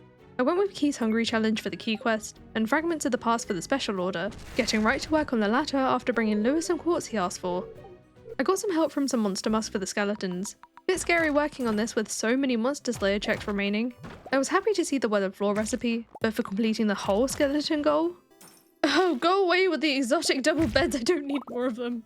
I was determined to get this one done before bed, bearing in mind I was already carrying some just to complicate my life a little bit, and I got an absurd amount of bone swords along the way. But at 1:30 AM, I heard that magical noise. We've got it. Even just about made it to bed. The rain was green on day 156, so my focus for this day was making the most of all the plant life that sprouted around the valley. I'm talking fiddlehead fern trees and mossy weeds of course, and of course I dropped off the bone frags as I passed the sewer library for a golden walnut. I checked the next lost book whilst I was there, finding another 3 crab pots. I got 126 moss by the time I was done with the forest, and coming through town I was glad to see a fetch quest up despite the weather. A nice way to get me a whole pound upgrade at the cost of a red mushroom. To make use of the rest of the day, I ran around the town and desert with a variety of items, cutting down the weeds as I passed them, but I wanted to tackle the chain of item drops that usually lead to the club card. Now I already have the club card, so in my pile of lumber I got... Oh right, I didn't check it immediately. Looks like I wanted to craft the lucky ring first now that I have enough rabbit's feet, and I gained another 50 calico eggs for it. Now instead of the club card, it wasn't a trap, but there are some rewards you do just get really sick of seeing, and the mayo machine is one of them for me. At least it wasn't a trap. On day 157, I checked my greenhouse before the day ahead, which was to be spent in Skull Caverns, but my crops had other ideas. Oh, we've got red cabbages too. Slimed? Okay, we're not going to Skull Caverns today, never mind. To take things a bit slower, I just did a few little farm chores and made my first weathered floor tile, which earned me 1500 gold, but I still traipsed all the way to Kent on Ginger Island to bring the star fruit he wrote to me about. That was worth it for a couple more checks. I then just chopped farm trees for the rest of the day, and I covered the bus stop and the backwoods too, purely for sap. There's a particular crafting recipe that we've taken many weeks saving up for. Statue of Blessing. Fishing rod upgrade. That's been hiding it the entire time. I got it right out of the mailbox on day 158, the Iridium Rod. All this time, I've not been able to use fishing tackle. The bookseller was back in town again, and this time I was able to buy another Way of the Wind Part 2 and another old slither legs for shipping. It was then time for my delayed Skull Cavern trip now that I was back to my speedy, non-slimy self. I didn't mean to do that. Just immediately leave the cavern. Wonderful. Okay, but we did get a hole this time, so maybe it was meant to be. Key's Hungry Challenge was on my mind for today, but I was also hoping to find 4 prizzies for the 4 Precious Stones key quest. Good start with this treasure chest here. That was one of 3 treasure floors that I found during my descent, and I also happened upon a fairy box to heal me where I'm not allowed to eat. A jump hole sent me to floor 100 that evening, initiating a meow trap, and in the chest were just some cinder shards. It was then full steam ahead on the prizzy hunt for the rest of the day, and I'd love to say what I usually would, that I passed out down here at 2 AM, but I didn't. I was getting my dino kills on this prehistoric floor when I hit the next milestone and got frozen. You are kidding me! Kind of ironic from the fire-breathing reptiles, but that's the end of my caverning for today, so let's see the loot review. At least it was midnight. I got hundreds of ore as a result of the prismatic shard hunt, which turned out to be successful. I got the 4 I needed. Not much in the way of other treasure, and I wouldn't usually keep the autumn's bounties, but I was happy to find these to help with the potential for quality beach forage I need for the tent bundles. Despite the ending, still a great day. Dropping off the rainbow rocks to the walnut room the following morning rewarded me with 10 grand. That's actually a bit more than they'd sell for, so it worked out well. With the next birthday upon us, I loaded my backpack with gifts because the friendship situation here is still looking pretty dire for some people, but it is getting better. I hit 8 hearts with Maru for some iridium ore, and even though Demetrius' birthday gift didn't send us anything new, I was just 1 archipelago heart away from his final check. I checked on the farm here whilst I was on the island to find my spring forage was ready. I don't need all of this, I only want 3 gold star dandelions, and started just with the ones I could reach because of backpack space. Are you kidding me? What's the point in this quality fertilizer? 13 dandelions and only 1 was gold? I'll come back for the rest later. I was determined to keep focusing on the gifts first, and got a new cutscene when I arrived at the Gwizzards. An unknown package was delivered to him that morning, and I tend to advise against opening that sort of thing, but inside we found a suspicious pie. Please don't eat it. He was going to do it anyway. Apparently nothing material can harm him anymore. A bad idea! I'll be back in There's a note under the pie. Hi sweetie, don't you ever miss me? I hope you love my present. It's a special recipe just for you. Oh. I've wanted to treat someone with special delight? Then this recipe is for you. All you need are freshly harvested void essence and a lot of sweet, sweet sugar. And the last but most important ingredient, the strange bun. The more stale, the better. Mix it together very well and let it cook at 200 degrees in the oven for whatever time you'll need it to. Raw dough to burnt coals, it's up to you to decide. You learn how to cook a suspicious pie. See? Suspicious! Even so, I couldn't help giving it a try. Oh, it's dark.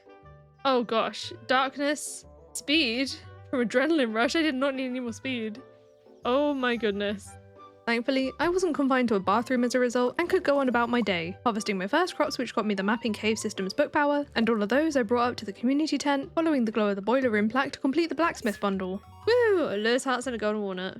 There's a whole room done in the dark. The pie effects were out of my system by the evening, and I came back to the island farm for the rest of my quality fertilized forage. Except I only got 1 more dandelion. Thankfully, that was all I needed actually. I already had 1 to begin with, so I handed them in to the raccoons. I did have to go back for my squid, but before I could forget any longer, I wanted to hint the only season we've not found yet. Help wanted item delivery 32. I completed number 27 the other day, so not too far to go. This did, however, make me forget to actually bring the squid to the raccoons though, so we move on to day 160, the first day of the Trout Derby. As I passed them, I noticed the Junimos had been hard at work harvesting my red cabbage, including quality ones for the ocean fish bundle, but I left it there, focused on the day ahead of fishing. I brought my bait maker and a couple of rainbow trout with me to turn into bait, and I did pop home to get some lucky lunches in the hopes that it would boost my chances of those all-important golden tags. There are 10 unique rewards at the Trout Derby, which means we have 10 checks to earn here, but I need 11 tags in total, the extra one being for shipping. I got everything I needed in the late afternoon, perfectly using up every last bit of trout bait, then dropped all the fish and loot at home before handing over the 10 tags.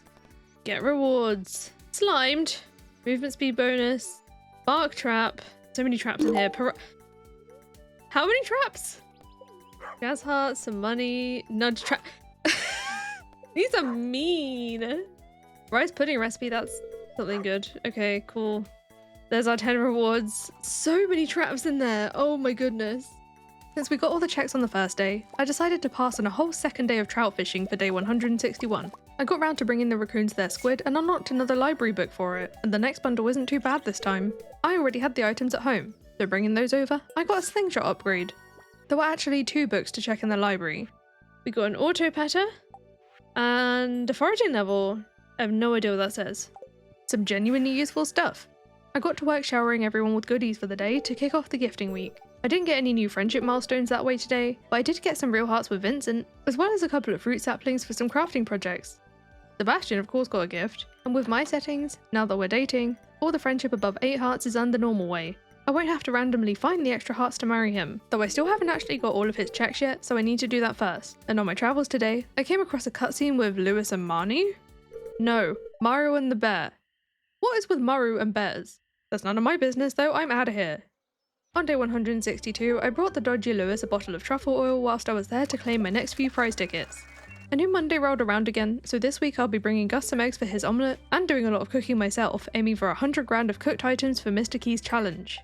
I had some important gift deliveries first, with the dwarf's birthday at the top of my list, along with an auto petter for company, and with the rabbit's foot I hit 3 new friendship milestones for some food and resources. I also gained another stone chest for bringing Demetrius a melon for his research, but my thanks for hitting 10 hearts? It took me a minute to realise here. Oh no, I got crows! Oh. Gus was next on my list, handing over a topaz for a board request to Caroline's delight and filling his fridge with eggs for his omelette.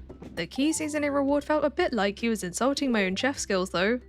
Over in the barn, an ostrich had hatched. Forgetting I already had a pig with this name, this new friend is called Valentine too. Oops. In my defense, for some reason I thought the name wouldn't work if I already had an animal with the same name. I was then ready to cook up my own storm, using the opportunity to add a few new dishes to the collection, finding several new recipes and friendship hearts amongst the rewards. These obviously won't cut into the 100 grand much on their own, so I brought my ridiculous excess of mussels to turn into over 300 sashimi. I did take a quick break from cooking to check the greenhouse for the crow damage. Go away! Leave my hops alone. I don't care about the eggplant so much. It could be worse. Then whipping up another mass of dishes. I didn't even get halfway to my 100 grand goal, bearing in mind the artifact displays are thousands on their own. The shipping unlocks were decent though. I was straight back to cooking on day 163, armed with some brand new recipes. 10 grand pancakes were a win, but I could have done without the debris trap. Whilst I didn't have a huge amount of it, I did bring my key seasoning with me in the hopes that it would boost the prices a bit as gold quality dishes. I was over the cooking by that point, so I visited the travelling cart and found a garlic seed. I haven't unlocked these yet still, and we did find one of these last year, but it got blown up, so I have to grow it again. Willie got a fire quartz to keep pushing on with my item delivery goal, just 2 to go now for a whole new season, and just to show how much Pam really values a pale ale, she gave me an entire golden egg for it. After an unsuccessful beach forage hunt, I cleared out the dig site looking for a final few artifacts, digging up a trilobite to put on a display. I didn't think I could do much about the gold rainbow shells I was missing for the community tent at the moment, but I could handle catching the gold linkods with some magic bait and a quality bobber. I caught my first perch along the way for 5 more staircases, and the first linkod catch of the day was actually my first linkod catch at all. I'd bought them all from Krobus previously. The fishing bar size bonus is a great help on its own, but it also brought me a star drop tea for those pesky friendships. Kind of forgot I could fish those up. Sadly though, even fishing into the late hours, I didn't get all the quality fish I needed. I thought I would have carried on with this for day 164, but it was a new stream, and it was Willie's birthday, so we're switching tasks. I had a spare iridium quality anchor, so that's what Willie got to finish his friendship, receiving an ancient battery production station from the archaeology mod. Never actually tried it out, so I have no idea how it works. Like some of the other birthdays, I used this as a prompt to go gift everyone else who needed progress. Then with Keith's cuisine still not complete, I cooked up another random assortment of dishes for the shipping bin.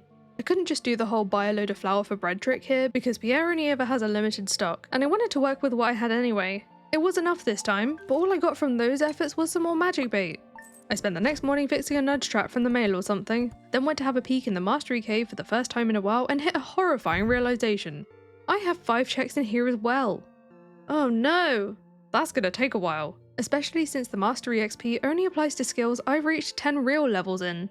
I still have to find my last farming, mining and fishing level somewhere to earn mastery from those. But this was just a theory at first, so I tested it with some books. I'm reading the mining book, and it still says 6073 because I'm not level 10 mining, however I am level 10 foraging. And it went up. Okay, so it's only in things that I'm here level 10 in. I had a few gifts to hand out on this day, as well as my next item delivery to make. The anciencies were a little surprise, then I got dwarf hearts for the fish delivery. With the other fish in my backpack, I brought them to my kitchen to cook my first carp surprise, which somehow gave me the idea for a complete breakfast recipe. Then just before bed, I decided to give up on the idea of getting the gold quality cockles for the garden bundle, and hinted for my summer squash seeds. All I gotta do is slay 160 bats, pretty easily reachable. Before tending to that, I wanted to bring Leo a birthday gift. He wasn't in his cave house today, but I thought I might as well check the parrot whilst I was here to find I still needed 2 walnuts from harvesting crops on the island, so I brought a bunch of spare beet seeds over there. Robin's was open by the time I was done over there, so I could get to the basement tent to find Leo, but he'd left. I went to find him outside, but he wasn't there either. Oh, now it says they're in the tent? Wait, what? Back to Robin's it is. Okay, anyway, happy birthday, Leo. No! That means we skipped day 167. And we've got a drought trap from the dwarf. Great, yep, love that. I had to push whatever I felt aside, and handed the dwarf a gift anyway for the new gift week on day 168, then doused myself a monster musk for the bat hunt. We're starting at 82, so I'm already halfway to the seed goal. I tackled some other monsters whilst I was at it, which means more checks to find, so now I get to slay monsters to the tune of incessant barking. I was finding so many trinkets today too. I don't want to bend them at a grand a pop, so I'll be keeping these as an emergency fund in case of taxes. After this day-long massacre, I didn't hit my goal. My monster musk ran out by nighttime, and I wanted to leave before my pass out anyway because we got the moonlight jellies tonight. Here I could buy some gold ore and another auto petter instead of the decorations, and I can't not grab the seafoam pudding whilst there's still fishing to do. The moonlight jellies are a nice break as well. With festivals and hard, it's the only one I don't have to win at anything to unlock something new. I just had to be here. 30 basic fertilizer. No! Say it with me, friends. At least it wasn't a trap. Oh my god, Jodie is hovering. She's literally levitating. As you will probably know, the moonlight jelly symbolise the end of summer, so now we get to pick a new season. I hadn't unlocked winter yet, so we've only got the option to repeat a season we've already done. There's not much waiting for me in fall, but I do have a whole load for me at the desert festival. We haven't unlocked the bus repair yet though, so before making my choice, I hinted for it just in case it was something I needed to be in fall for. Ship monster compendium. I had to hope I could find one with all the monster slaying we need to do, so we're gonna go through spring for the 5th time. Fingers crossed I can find that book again before the festival. We've got this, okay. I feel good about this.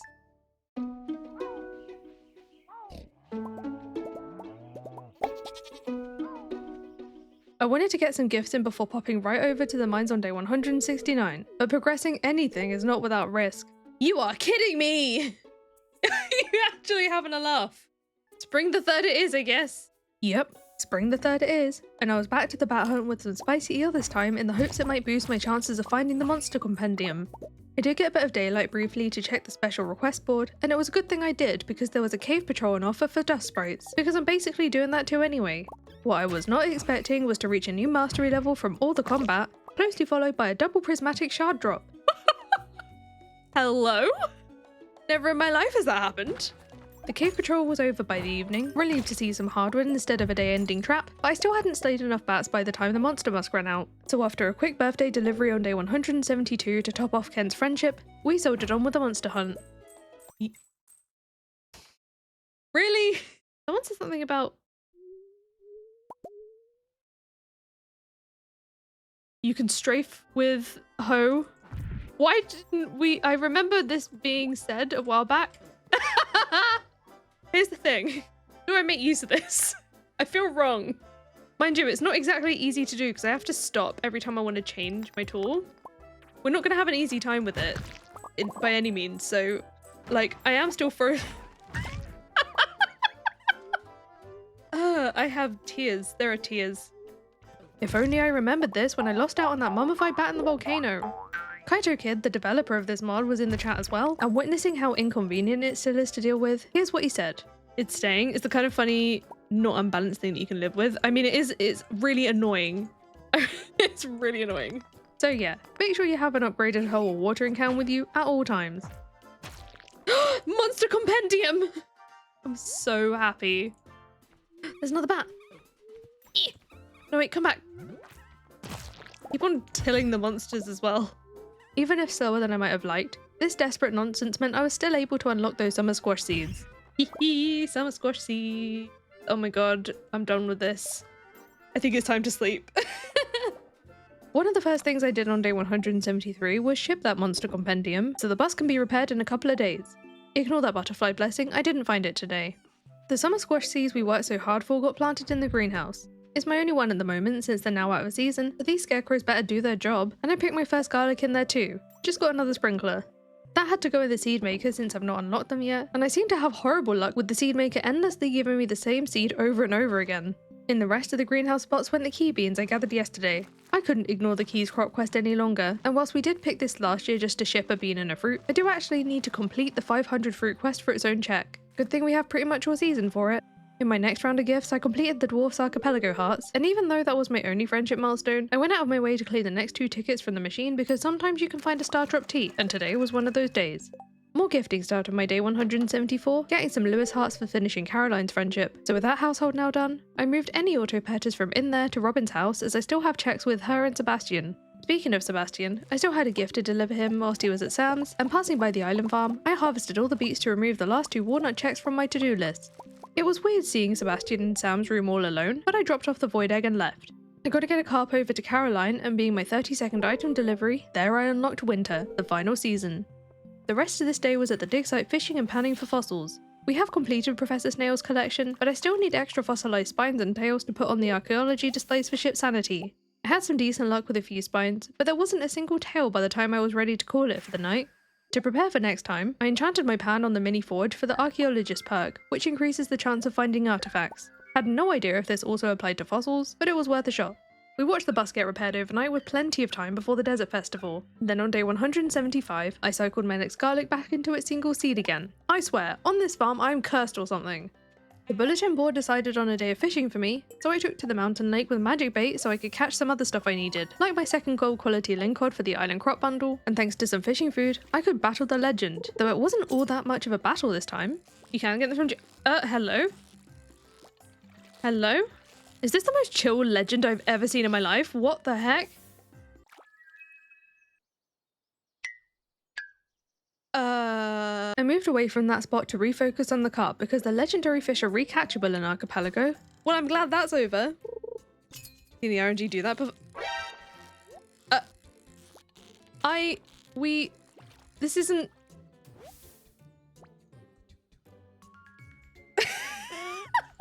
Excuse me? His friends are coming to take revenge. I ended up moving to the sewers and casting closer to the edge since there's less variety of fish down here, and that made things go so much quicker. I was grateful for the replacement monster musk after how many I burned through recently, then the fishing wasn't over for me today, because my last fish to catch for the master angler was the horseshoe crab in the distant lands version of the witch swamp. I stayed in here for the rest of the day. It is quite a rare fish though, and despite trying a couple of different spots to fish from, I didn't get a bite from it at all. It got to the point where I was even loading my rod with sonar bobbers and letting any other fish go because I really didn't feel like catching them to save real life time. I'll just have to try again tomorrow. To feel some semblance of major progress though, I chose to bring the lingcods to the community tent first to complete the island crops bundle. Very much worth it for a mining level, my last one actually. It was also a new real life day, and I received a comment on the last stream, thank you Bree, letting me know that my final fish only has a 2% chance to appear, and that I should probably try towards the back of the map. I did have to play around with my cast distance here though, because I kept hitting the very edge, which doesn't work. I had an easier time with the cast length on this little island, and so that afternoon, I finally got it on the line. Oh, it counts as a legendary!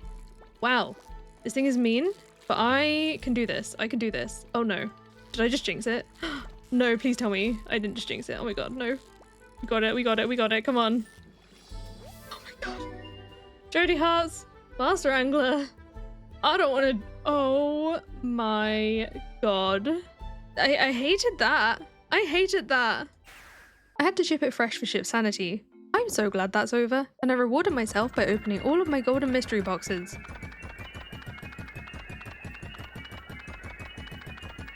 So satisfying. Came back shortly after with some extras I traded with the raccoons, and then flicked through any books I got which would progress my mastery XP. For the evening, I was loaded up on gifts once again, even for those with full friendship because this week I needed to work on the Key's Kindness quest which needs me to hand out 50 loved gifts. I made some decent headway this first night, and as I went to sleep I found the next axe upgrade for shipping that nasty crab. Had to pick my level 10 mining profession too, so I went with my usual blacksmith profession.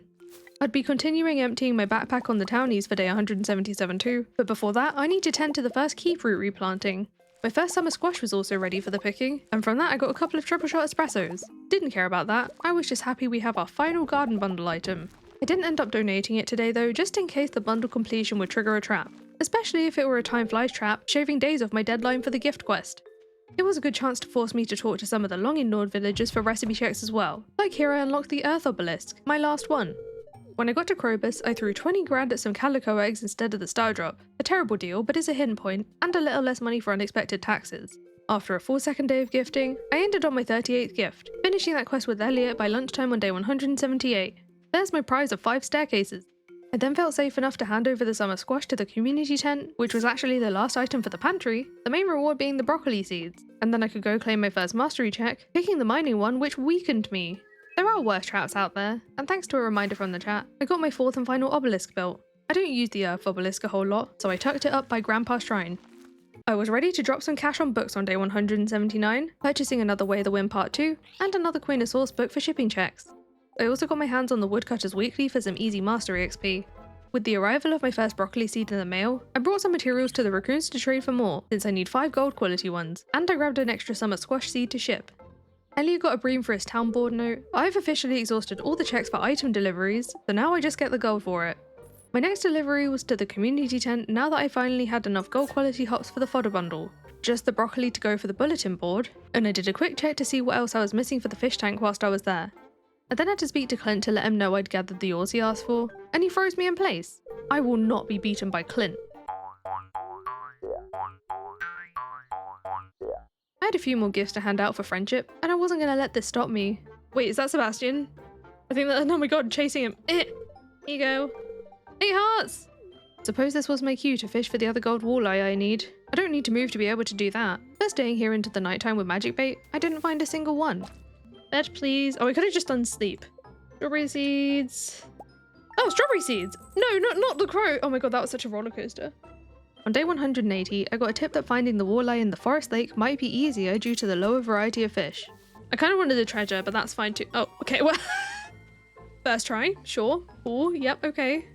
I then brought a batch of cabbage seeds to plant on Ginger Island to get quality ones for the ocean fish bundle. Have I not done this? No, I'm genuinely trying to remember why I haven't done this.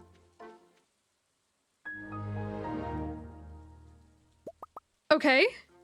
I can't believe that just happened. Some of you might remember this. We saw that they were ready 20 days ago. 30 bait. Ugh. And the ocean fish bundle, there's another room, a bee house and a hopper. Cool. At least it wasn't a trap. Still keeping up with the keys crop progress, I have my next harvest on Ginger Island. Yeah, we've overflown over there now, but I was also over here to cut down all the hardwood trees ready to spend at Robin's. She got her final gift as well, for which I'll get another fruit sapling. But the main thing I was after here was the kids' room blueprint, which needs 150 hardwood and 50 grand to level me up in fishing. I also grabbed the frozen trap now that we have an annoying workaround for it, and to check off another few blueprints I could afford, I came away with some cinder shards, a savage ring, and a golden walnut. That fishing level was actually my 10th, so for my final fishing profession, I went with pirate since I love loot, and I'm less bothered about profit in this run. I don't even want to talk about another round of crows down there. Day 181 I took a risk on this festival day and harvested the cherry tree for the first time. Thank goodness it was the rhubarb pie recipe. That's all the fruit trees done and dusted. I played a bit of trap roulette with my mail, hunting for the strawberry seeds and hoping I avoid the crows to make sure I definitely have these unlocked for the festival today. I didn't go into town right as it started to make sure I push on a bit with a creepy fruit quest, and I wanted to fill up as much crop space as possible so that when I do get the crows they have many more targets and are less likely to attack my precious broccoli, because yes, the crows also do visit Ginger Island and Archipelago. I made it to town with 30 minutes to spare, surprised to see that Pierre sells an unlimited amount of strawberry seeds here, but I don't really need as many as I normally would, so I just grabbed 20. Even that was excessive really. Having even more speed boost than last time really helped in this race, because it was my first on a long time on an even year, which means all the hiding spots have moved, and I don't quite have the same muscle memory with this one, but I still managed to get my hands on 14 eggs when time ran out, so I don't know what I was worried about. An easy price ticket for me. On day 182, I continued work on Keys Crop on Ginger Island, armed with 5 more scarecrows. There's like 12 of them here now, so I was ready to unleash the crows. Traveling merchant stock size. Crows! Oh, there's one. Be gone. Next lot of crows. Don't you dare go away. Leave. Ooh. I've never seen that happen before. They just fly over and they don't actually do the thing. Well, in that case, this garlic is going here. I haven't... Oh, don't. Get out of here. Get out of here. I need to check the greenhouse. There's a few in here, but it's fine. I'm okay with that. I suppose they made room for a few new strawberry plants. For the afternoon, I wanted to resume panning for the fossilized tails to put on the displays, but I was not expecting to see this. Okay, crows like ginger. That's a win. You enjoy that ginger. Enjoy it. Have it. Glad that brought me a bit of a laugh, because once again the tails are keeping me waiting, sifting up not 1 but 2 lucky rings before I finally found a single tail at midnight. I put off the fossil hunt on day 183 because this marked the beginning of the desert festival and I have so many checks to find there. At least we won't have to worry about calico eggs. We've accumulated a whole 659 of them over the past year and a half. I gotta say, this is now my favourite festival. It's more excuses to go to Skull Caverns with quests to go along with it. I need to take part in the other activities as well, so I asked for my free cactus, getting a trap bobber along with my new spiky friend, got some robin hearts for taking a chance on a new outfit. Oh my god, that's an adorable outfit. Wait, I love that. Give me my party hat back though. Traded some eggs for an iridium sprinkler and a worm bin, then caught 3 sandfish for Willy, winning another chest. Things went wrong at the Scholar though. Date of the season's end, 28th. Pomegranate tree is full. How many steps have I taken? Probably 400 and something thousand. Oh, it's not. That one's always the middle? Oh, okay. I didn't know that. And I don't even want to talk about how many attempts it took to win the race bet. Actually, I think this is the first time I've ever won it. I just needed the check. I had to make a quick trip home to empty my backpack to ready myself for an evening in Skull Cavern, but I made sure to grab a free meal from the chef before heading inside. I kinda picked a random combination and earned a check. There are many more hidden by this chef, but I wanted to leave those for the last day in case they were hiding some traps. Even this one was a risk. What's nice about this festival too, is that Skull Caverns is in its vanilla spot for the next few days, so I won't lose a load of time having to travel to Cindersap Forest. Obviously I wasn't expecting a deep dive tonight. My main goal here is the 10 serpents I need to slay, but I still wanted to put some effort into the egg rating as well. I wasn't expecting a check for finding my first calico statue either, always happy with this extra loot. It didn't take long for me to handle the serpent slaying. Glad I did this now, that's where my farming level's been. Really didn't want the painting though. Carrying on down the floors, I worked through some more monster kills and hit another dino milestone on this prehistoric floor, even if it was just some mountain totems. To give me enough time to hand in my egg rating, I left at midnight. I only got an egg rating of 18, so not enough for the check. Despite the trap risk, I did get more chef recipes done before bed. Just 3 though. That's enough living life on the edge for one day. No loot review either, it just wasn't worth it. Day 184, I got the Scorpion Carp fishing quest out of the way immediately and waited at the bus stop for Willy to arrive to hand it in, but there was no check this time, so that was completely unnecessary. I did need to give the Scholar's Test another go though. 28th, Pomegranate's in full, and then this one's always the middle one. I can't believe it's only 101,000 steps. You all lied to me! Wait, middle number? Or middle option? Middle a number? That makes sense. I understand now. I retract my statement, I do apologise. I took it too literally. I forgot to get an outfit before diving into the caverns today, but this saved time anyway, because it meant my backpack didn't have the extra clothes in to take up loot space. I'll go see Emily after. I needed an earlier start so I could aim for a higher egg rating, and I needed to gather 15 iridium ore for the Adventurer Guild's quest today. I found quite a few jump holes to help me through the floors, but it took a surprising amount of time to find just 15 iridium ore, and all I got for it was 20 magic bait. Now I could just focus on the egg rating. I need 25 to get the check, so I just had to carry on down the floors and find the calico statues along the way, and believe it or not, that meant the treasure floors weren't really on my mind. Auto petter! I could do with that for friendship. Ooh, new mastery level! I passed the required egg rating that evening, but just to be 100% sure, I pushed it up to 30 before I left the caverns for the day. Of course I wanted to leave in time to get my next outfit anyway. I adored the wreath crown, but the toga type outfit wasn't really my vibe. I wanted to get that done before turning in my egg rating, just in case it was a trap, but I was pleased to receive a prize ticket instead. For day 185, the last day of the festival, I headed straight for the caverns to complete the final Adventurer Guild quest, which is to reach floor 30. We should have an easy time with this since the Dwarf King blessed us with more ladders, so with that and some jump holes, I barely needed to use any of my own staircases to reach the goal before the Desert Festival technically fully opened for the day. Still, I stuck around the caverns for most of the day. I think I was trying to earn the best egg rating response or something, and it was also a chance to chip away at the monster slayer goals down here, other than the slime floors because they're just everywhere. Ugh. No loot review once again. You're seeing some of the treasure I got along the way, and honestly, I wasn't even down here for the loot today. I passed my target egg rating at 55 by the evening, turning it into gil. I don't really need more calico eggs, I just wanted the extra prize of a magic rock candy. Thankfully, I wasn't too late to pass the Scholar's Test once and for all. All of that pain just to get a golden walnut, but the 1000 gold prizzy at the merchant's cart made up for it. Now for my final outfit. Oh, we got the slime outfit! This one's adorable. To round off the desert festival, I had quite the feast, downing a whole variety of ingredient combinations to get the last 5 checks. Not every recipe unlocked something, but I was pleased that not only were there no traps at all, most of this stuff I actually needed to some extent. With those, the desert festival is now complete. I did have one more unrelated task before bed though. Some garlic had grown on Ginger Island, so I could show the frog the river for the final time. After all this time, what was our frog friend holding on to? Oh, it's actually a walnut. Actually, I lied. I had another task. To replant some more key fruit. I need this quest over with, okay? Because it pretty much took over my entire day 186, apart from this nauseating encounter with the wizard. It was another key fruity morning for day 187. Then to allow myself to do literally anything else for the afternoon, I worked on gifts. But also Gus came outside to work at the resort today. I didn't realise this was the first time I checked here. Good thing we found this. Those are some real Demetrius hearts for perfection, and I needed a pina colada to ship. In typical Clint behaviour, he raised the town's prices as a thanks for his extra gift of a Stardrop tea. Serves me right, he didn't deserve such a special beverage. Clint literally can't get any worse, I swear. I just need to get him to 10 hearts so I can ignore him. On a better note, I finished Leah's friendship and got Marnie's next 2 real hearts for it. I had a bit of fishing to get through in the secret woods that evening. I was after 3 catfish for a quest, but Demetrius was already asleep by the time I got around to visiting him for it. On day 188, my first strawberry was amongst the handful of key fruit, rewarding me with my last trash can upgrade. Keys crop occupied my morning again, then for the afternoon I subjected myself to even more fishing, with some fish bait on my rod this time, keen to get the overpopulation problem off my mind. An unlocked crafting recipe was absolutely worth the effort. I did go find Demetrius about those catfish too, but I just got some now useless calico eggs for it.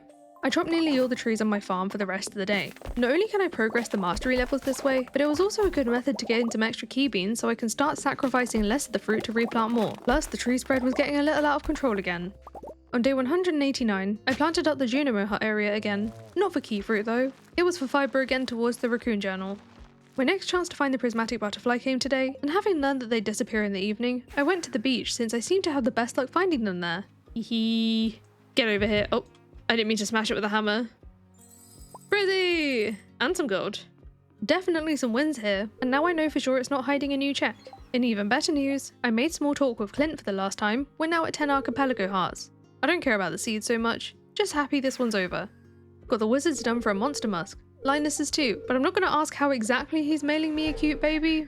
Anyway, each friend we complete is now safe from the pariah traps, and to keep up the momentum, I asked Harvey to see a movie with me, having completely forgotten the theatre exists for far too long, as I often do. I had no idea if Harvey would even like today's movie, and I didn't even know what we were seeing, and I don't think he was having a good time, but at least I could get some points with him for the apple slices. That put me just one heart away, so I went to find him again on Ginger Island with a Stardrop tea to get it done. Now, the only friendship I need to work on is Sebastian's to marry him, then bring him up to 14 hearts. The remaining hours went to the key fruit. We were starting to make some tangible progress now that I've been able to ship some off. The end is somewhere in sight. A rainy day 190 meant I could get hold of the mermaid's pendant for Sebastian.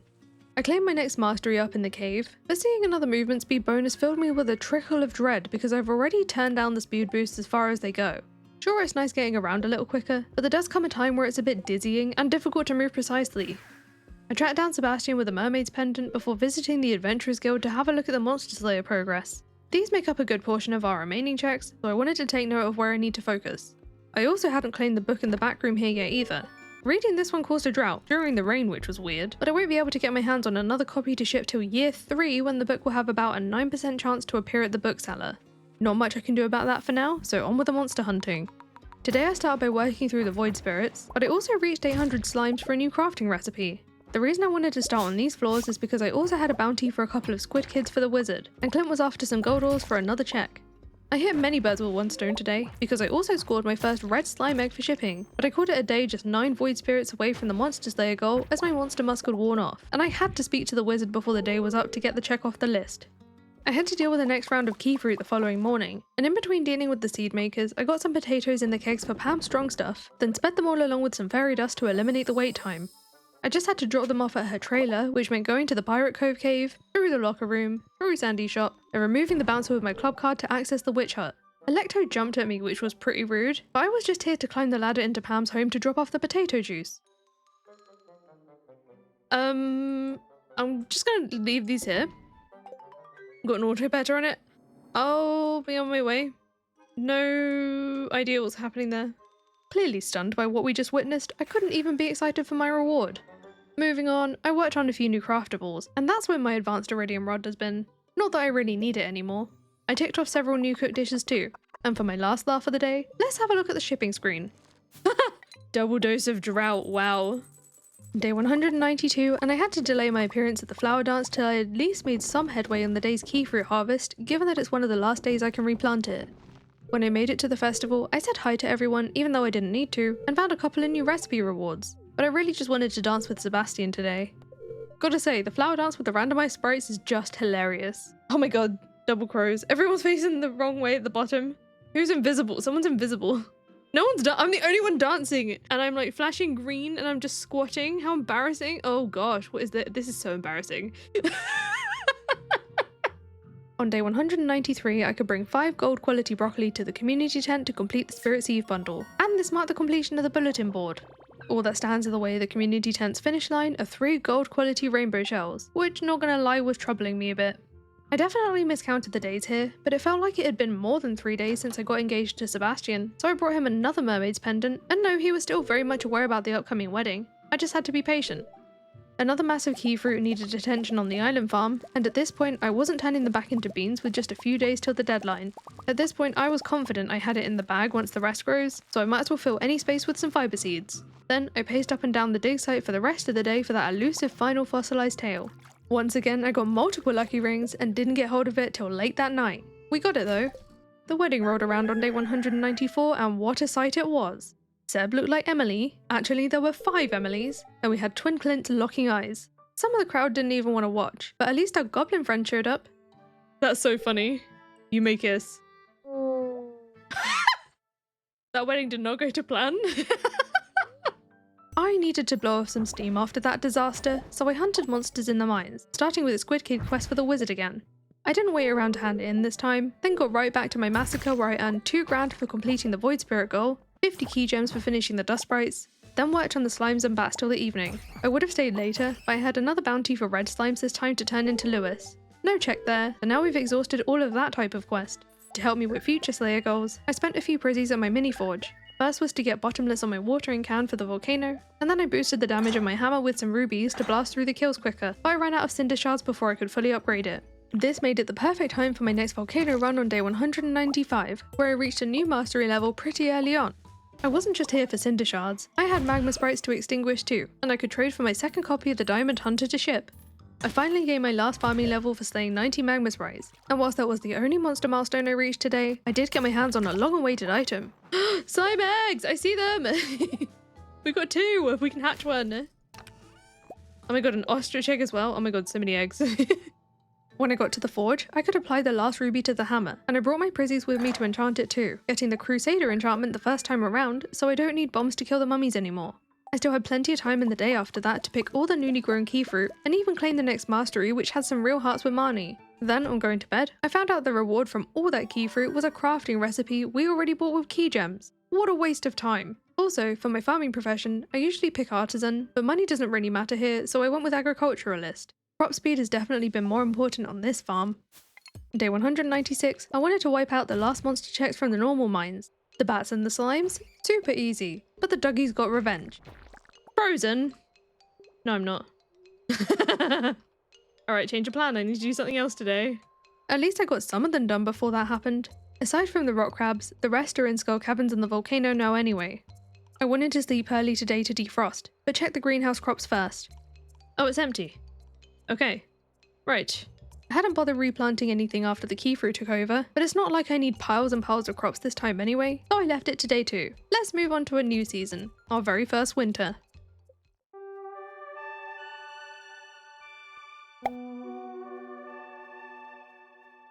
The sight of snow was kinda strange after not seeing it for almost 2 years, but now that we're kinda closing in on our finish line, we're probably just gonna be wanting to sleep a lot earlier in the day for winter. Kinda like real life, huh? Anyway, don't be too surprised if some of the days are a lot shorter going forward. We do still have our winter unique activities to cover though, like startling this poor shadow friend out of a bush. We got the magnifying glass ages ago, so it's a cheese press this time. That is indeed a winter mystery. It's also the perfect time to work on the several special requests that remain. I didn't think I had enough pineapple seeds for the island ingredient to be worth it this time, so I'll be after the prismatic jelly. I went straight to the mines to tackle that one, with plans to keep resetting floor 5. I've definitely spent multiple game days going back and forth to the elevator, but today, it showed up after just 2 resets, and it dropped 2 jars of jelly. This was a relief, with ship sanity on my mind, but no, we can't even ship these anyway. Sharing one with the wizard, I was taught the rustic plank floor recipe, then to keep up the monster slaying momentum, I headed to the volcano to warm up again. I didn't finish the magma sprite goal I was here for, but I did pass the 120 mark for another prize ticket. Instead of just getting the magma sprites done on day 198, I fancied a change of scenery, so I was headed for the Skull Cavern monsters this time. This isn't Skull Caverns. Not here! It's in the sewers. I had the serpents, mummies, and pepperexes to work through, and again, I hit a few new checks, but no full completions. Then that evening, we were having a chat about Stardew Valley Expanded, and how much I want to play the 1.6 version since I still haven't got round to it yet, and it seems the FOMO got to me so much that I just left the caverns without even thinking. I didn't even realise for a few seconds. I just left Skull Caverns. We know it's not the first time I've done that. Okay. Love that. Also, the Monster Musk has run out. Right, I'm gonna go get more Monster Musk then. Actually, it's 8 PM. We'll just end it. The only piece of loot today I truly want to mention is the auto petter from a treasure chest. I have a little area with my cactus friends being pet, since obviously it would hurt me if I did it, and they deserve love too, so now they have an auto petter each. Shipping my first holly meant I unlocked garlic seeds that night, makes up for my blunder there today. There are my garlic seeds! Now I can just buy them. Now you just know that's the first thing I did on day 199. I bought them all and planted every last one in the greenhouse. It was on this day that I remembered this tip from the comments, which I was hopeful would put an end to my rainbow shell worries. I didn't have an elevator to the bottom of the mines, so I still brought my staircases to access the shrine at the bottom to turn the mines into the harder version. This way, I'd have the chance to find the rainbow shells on the upper floors where the beach forage can show up. That won't be ready till tomorrow, so it was another Monster Musk day in the caverns for me. I hit some milestones with the dinos and serpents before the final mummies trashed my storage area with a nudge trap. I forgot to mention that I'd been chipping away at rock crabs too. The wizard loved this, though the magma geodes for finishing that goal will be quickly forgotten about. I also learned that Pierre hates serpents in particular. Perhaps it's because they've been stealing his red cabbage seeds, and thanks to this crowded prehistoric floor, I could take out the remaining dinos I needed without driving them to extinction. Just 34 serpents remain down here for me with a few hours left before pass out time. Difficult, but maybe doable. Another one? Come on, last one. That's it. I think we did well. We are 1 away! That's easy enough to solve. I'm just gonna go do it now, right? There's no point not doing it. Oh, there we go. Banana sapling? At least it wasn't a trap. I wasn't done hanging out in caves today. The harder mines were ready for me, so I needed to hunt rainbow shells down there, which proved to be very few and far between. The saving grace was having the botanist profession, so I could guarantee there'd be a high enough quality for the tent bundle. It didn't take long to find my first, but the others? They took all day. My second wasn't until nearly 9 PM, but thankfully my last one came shortly after. You'd think my next step would be rushing over to the community tent to complete its final bundle, but no, they're going in a chest. We're close enough to perfection now that I wanted to have the option to complete the community center after we reach perfection because I thought it would be funny, and I just wanted to see if it would even work. We're doing this for science. I just had to hope that nothing important was locked behind that bundle for me.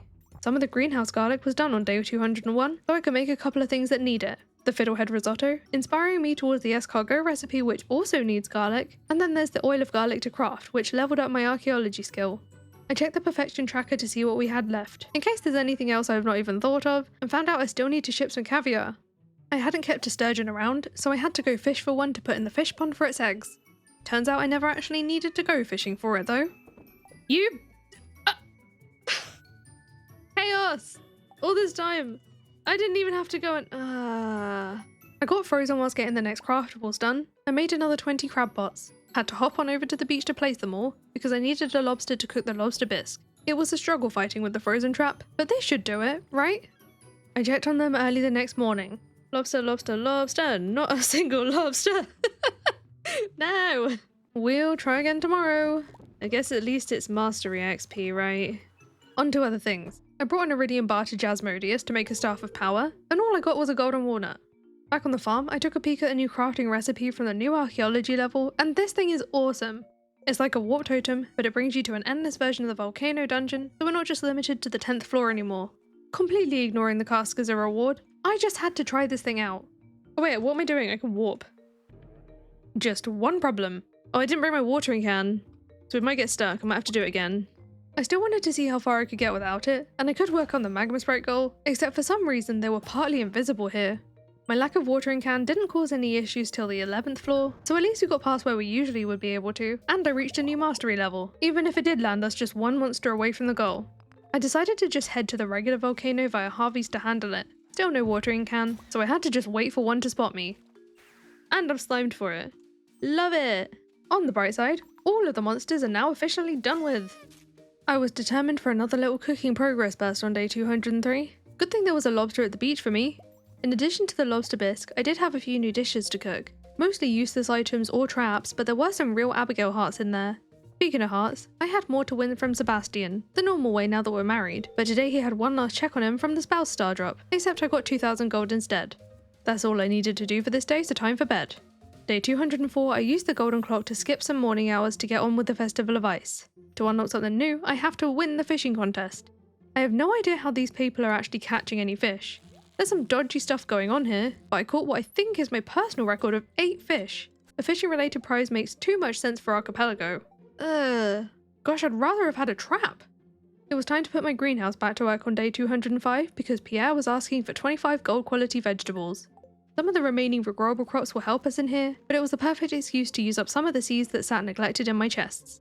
I even replaced the long redundant deluxe retaining soil with some deluxe fertilizer to increase my chances. I did already have more than enough gold quality vegetables in my chest to drop off in the box, so now I just have to harvest the greenhouse ones when they grow up to earn the completion. After collecting my next mastery reward of a cherry sapling from the cave, I got another couple of crafty bits done and went to bed. On day 206, I used the missing command to check what I have left to ship. Useful when you just got a last few bits left, but if you do give this a go, just know it's case sensitive, so like ship sanity needs a capital S. The unique books like the Mapping Cave Systems and Friendship 101 are a little painful because they require the bookseller to bring them year 3 onwards, and he only brings one of that family of books at a time. The tea sapling was surprising though. I didn't even remember crafting one yet, and this is where I find out I don't even have the recipe, so I'll have to come back to it later. Given that we didn't have too many checks left, I didn't bother hinting for it. One of the other books I still need to ship is the Raccoon Journal, so it was over to the Ginger Island farm to harvest some fibre. You have to imagine that after this we'll have enough fibre, right? I did in fact get almost a full stack, so with what I have at home, we're good. I brought some more of my storage seeds over to plant, not for Pierre's quest this time, but I might as well use them up for the remaining mastery XP, and with that on my mind, I chopped all the trees on the west of the island too. Came back to the valley to trade the raccoons for the journal after that, and shipping it off gave me my last hoe upgrade. Day 207, I was feeling a mystery box opening, having accumulated 77 golden ones. From those I was after any books I could use to gain mastery XP. I then made an awful trade at the desert, 10 iridium bars for 50 stone, and despite not really needing this stuff anymore, I cleared out the slime hutch to give the slimes more space to move. The first day Squidfest arrived on day 208, and as part of preparations, it was suggested that I should enchant my advanced rod to get auto hook, because if you've been watching the VODs, I've been missing a lot of fish, whether I just didn't notice them, or where my reaction times aren't quite what they used to be. I didn't have any squid to turn into bait, so I'll have to catch my first with deluxe bait instead. You good there, Twin Carolines? I'm not gonna ask. I'm just gonna get to fishing. I was grateful to find a squid was my second catch. This targeted bait will make things go a lot quicker. Each of the goals will give us a new check, and I will need to catch more tomorrow, so I got the bait ready whilst I was still on the pier. You do still get most of the usual prizes alongside it, but my Archipelago rewards were a rare crow, Lewis hearts, hyper speed grow, and the torch recipe. That's a weird one not to have right from the start. On to the second day of Squidfest, and we got twin wizards to keep us company this time. I got done with all my catches at a similar time to yesterday, so for my next 4 rewards, I got Alex hearts, an iridium sprinkler, the radish salad recipe, and a pressure nozzle. No art of crabbing book on either of those days you might have noticed, because we already got it much earlier somewhere else. With this next festival completed, I could then tend to my journal tasks. Having developed a bit of trap phobia, I tend to avoid these till I finish time things like festivals, just in case there's something like a time flies trap forcing me to skip it.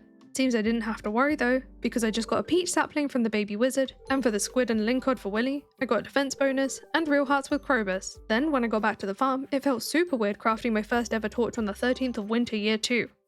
Day 210 was the start of a new stream. Not just any stream, the final stream, and after already being an hour late due to some audio issues, I made a disappointing revelation. Oh no, wait, hang on, I'm gonna have to do 3 winters for all the paintings, aren't I? Instead of rotating by year, in Archipelago, these rotate by month, so that means we're going to be doing 3 winters in a row. We already know we need some books in year 3, but a lot of our 3rd year will be slept through, so you're going to see all of that in this video too. There really wasn't any point making a whole extra video for that. I came into this wanting to earn all of the checks, but it was today that we found out that I had my goal release setting set to auto. This means when we hit perfection, the remaining checks will automatically release. That means I can't go hunt for remaining checks after the fact. I need to try and do them first, so brace yourself for a chaotic multi-month scramble. You might have also just seen there that I need to ship a rotten plant. My first thought was to craft a jack-o'-lantern and just leave it outside for it to rot overnight. I did do this, but the chat let me know of a little secret Easter egg I'd not done before. If I obtain the gold Lewis statue and plop it in the middle of town, Lewis will replace it with a rotten plant and bring it back to his room. I think I've only bothered with the statue once or twice in previous playthroughs, so I'd forgotten how this works. I went digging around the back of Lewis's house for a while, only to be told later that you don't need a tool to pick it up, you just need to right click like other furniture. Oh my gosh, that was so easy. Soon we'll have a backup rotten plant. I checked the travelling cart today looking for a dwarf gadget because I ran out of those, and I wanted to try the volcano dungeon again with all the right gear. Gonna spoil it now and tell you I forgot to do this, given everything that happened between now and perfection, but I did come across my first Sebastian portrait. Gotta get that up in the main house immediately. I then visited the desert trader. Not for staircases, I was looking for the Void Ghost pendant because I need to ship it. This is what you'd use to ask Krobus to be a roommate, but since I'm now married, it's impossible to get. The only way I could do this would be to divorce Sebastian. However, I do still have 2 checks to get with him for giving birth whenever he decides to ask me. To check the importance of the void pendant, I used the hint location command to find out what shipping it would even give me, just in case it was necessary for perfection. It's 34 seeds. It can wait. On day 211, I grabbed the rotten plant on my doorstep for shipping, then skipped home towards the night market because that's where I need to be next. I headed right for the merchant's boat and bought another Sebastian portrait. Let's see how many I can get my hands on. There were also a few checks in the shop by the painting. There's 50 stone for the cone hat, and then we've got mushroom. Oh, there's my mushroom kebab recipe. Also the mini obelisk. So there's those checks. Then, oh no, do I do this or the mermaid puzzle first? I'm gonna do this. Okay, 1,000 money back. There was another check at the trader? Okay, I'll have a look in a minute. I'll do this first. Of course the mermaid trio is hiding something too. Got it.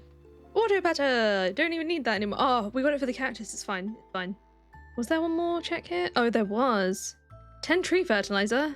Very expensive tree fertilizer, but that's okay. Now I should just need the paintings on the future days from the market. Good thing they'd be funded by the rotten plant. So, on day 212, in addition to another Sebastian portrait, I bought some real hearts with Sam. But on day 213, I had some friendship decay, so there was no Seb portrait this time. Just the fake painting of the day, which was a bee house instead. I could then bring Clint an iron bar. I'm not sure your all should sound like that. You got something stuck in it? Here. Smash it with this iron ingot. Parsnip seeds. Oh, there's the parsnip seeds! My veggies were already in the greenhouse by this point. Got enough gold ones to finish Pierre's prime produce for my next 2 Leah hearts. Adding the 3rd portrait to the house, I decided I would start sleeping here for the foreseeable future. I just thought if I stay in the shed it could mean that Seb can't ask me about the children. Not sure how true that is, but it would also be easier to fix any friendship decay too. He didn't ask me tonight though. Day 214, I deforested most of Cindersap Forest for Robin's resource rush, rewarding me with another hopper, then handed a void egg to Sebastian the Goblin so I could get my hands on another portrait. I want at least one in every room. I got a few more dishes cooked before my early bedtime as well. Amongst those were some Vincent hearts I need for perfection. And still without having even given birth, I'd be getting an ugly baby for shipping a mushroom kebab? Not gonna think too hard about that one. And on day 215, my sturgeons laid some offspring of their own, all of which we turned to caviar. I used some fairy dust to complete those immediately. I kept one as spare, but the other I shipped, being the last item I need for full shipment. I didn't get the darkness trap from cooking till I opened the mail today, so we were in for some real gloomy winter vibes whilst I brought Gus a coconut to make his drink, then removed the entire forest of its hardwood and remaining trees for the Mastery XP grind. All those crops on Ginger Island had now grown as well, and even if you do only get half the farming XP, I'd take almost anything that contributes, replanting it all with mostly mixed flower seeds. For shipping the caviar, I just got the jade ring, but I didn't care about that, because the full shipment achievement meant I could get hold of my favourite hat in the game. Hee. Yes. Oh my god, they look like horns with my hair! I'm a goblin, my horse is now a goblin, and with some encouragement from the chat, I did go back for another mask for the cat. Truly, quite literally a chaos goblin now. For this day's mastery progress, I cleared out the quarry and chopped every last tree on Ginger Island. I also covered the desert and any other areas of the valley I hadn't took an axe to yet, because even then we still had about 13,000 XP to go for the last mastery check. Heading to the cart for my next Seb portrait the next day, I also found a tea sapling to ship. Still don't have the recipe to craft one. I added both the portraits to the kids' room to show them what he really looks like given his ever-changing appearance. Robin's had opened by then, and along with some materials, I also brought some bombs to rid this house of trees from the debris traps to get the XP. Annoyingly though, they didn't actually count. What a waste of bombs. Anyway, as part of my materials, I brought Robin some hardwood for a project, paying me 1,500 gold for it, then bought any remaining checks from her shop that I could afford, leaving just the seller blueprint, which I was short on funds for. I wonder why. Back to thinking about mastery for the rest of the day. New trees are few and far between during winter, and since we're going to need to endure multiple winters, I planted a whole forest out in the desert where it's warmer. Looks like buying a tea sapling to ship was a great idea. There's a couple more dwarf hearts. Yes, I have full shipment, but there are still items not covered by the shipping tab that I need to ship for ship sanity, like this one. Day 218 was for ocean fishing for the Biome Balance special order.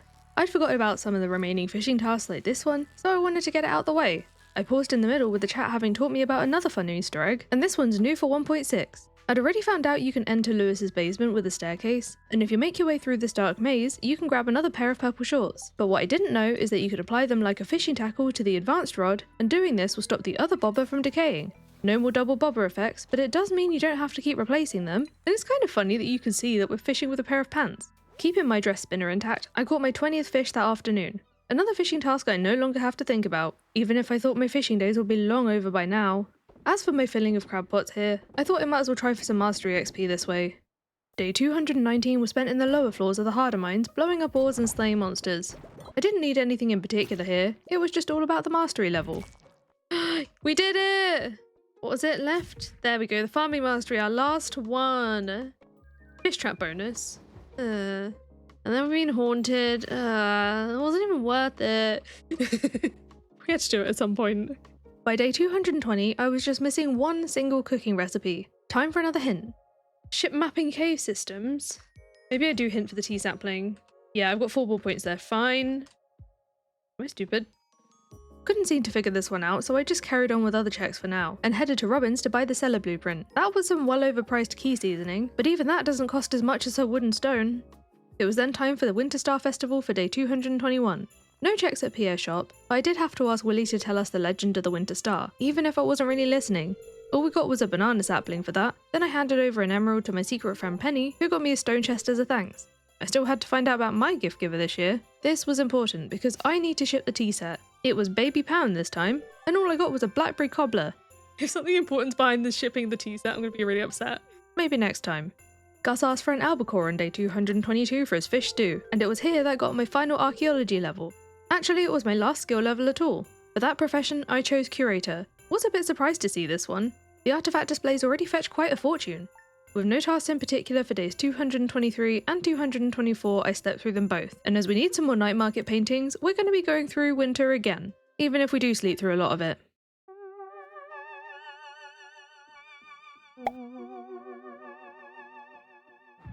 Before we can truck along with those final challenges and items, we gotta be assessed by Grandpa. I have no idea what he was going to make of all this stuff we've been through, and the farm's kinda looking like a mess, but he was proud of us nonetheless. So much so that we got all 4 candles. Obviously I had to grab the statue, even if I no longer need the ore really.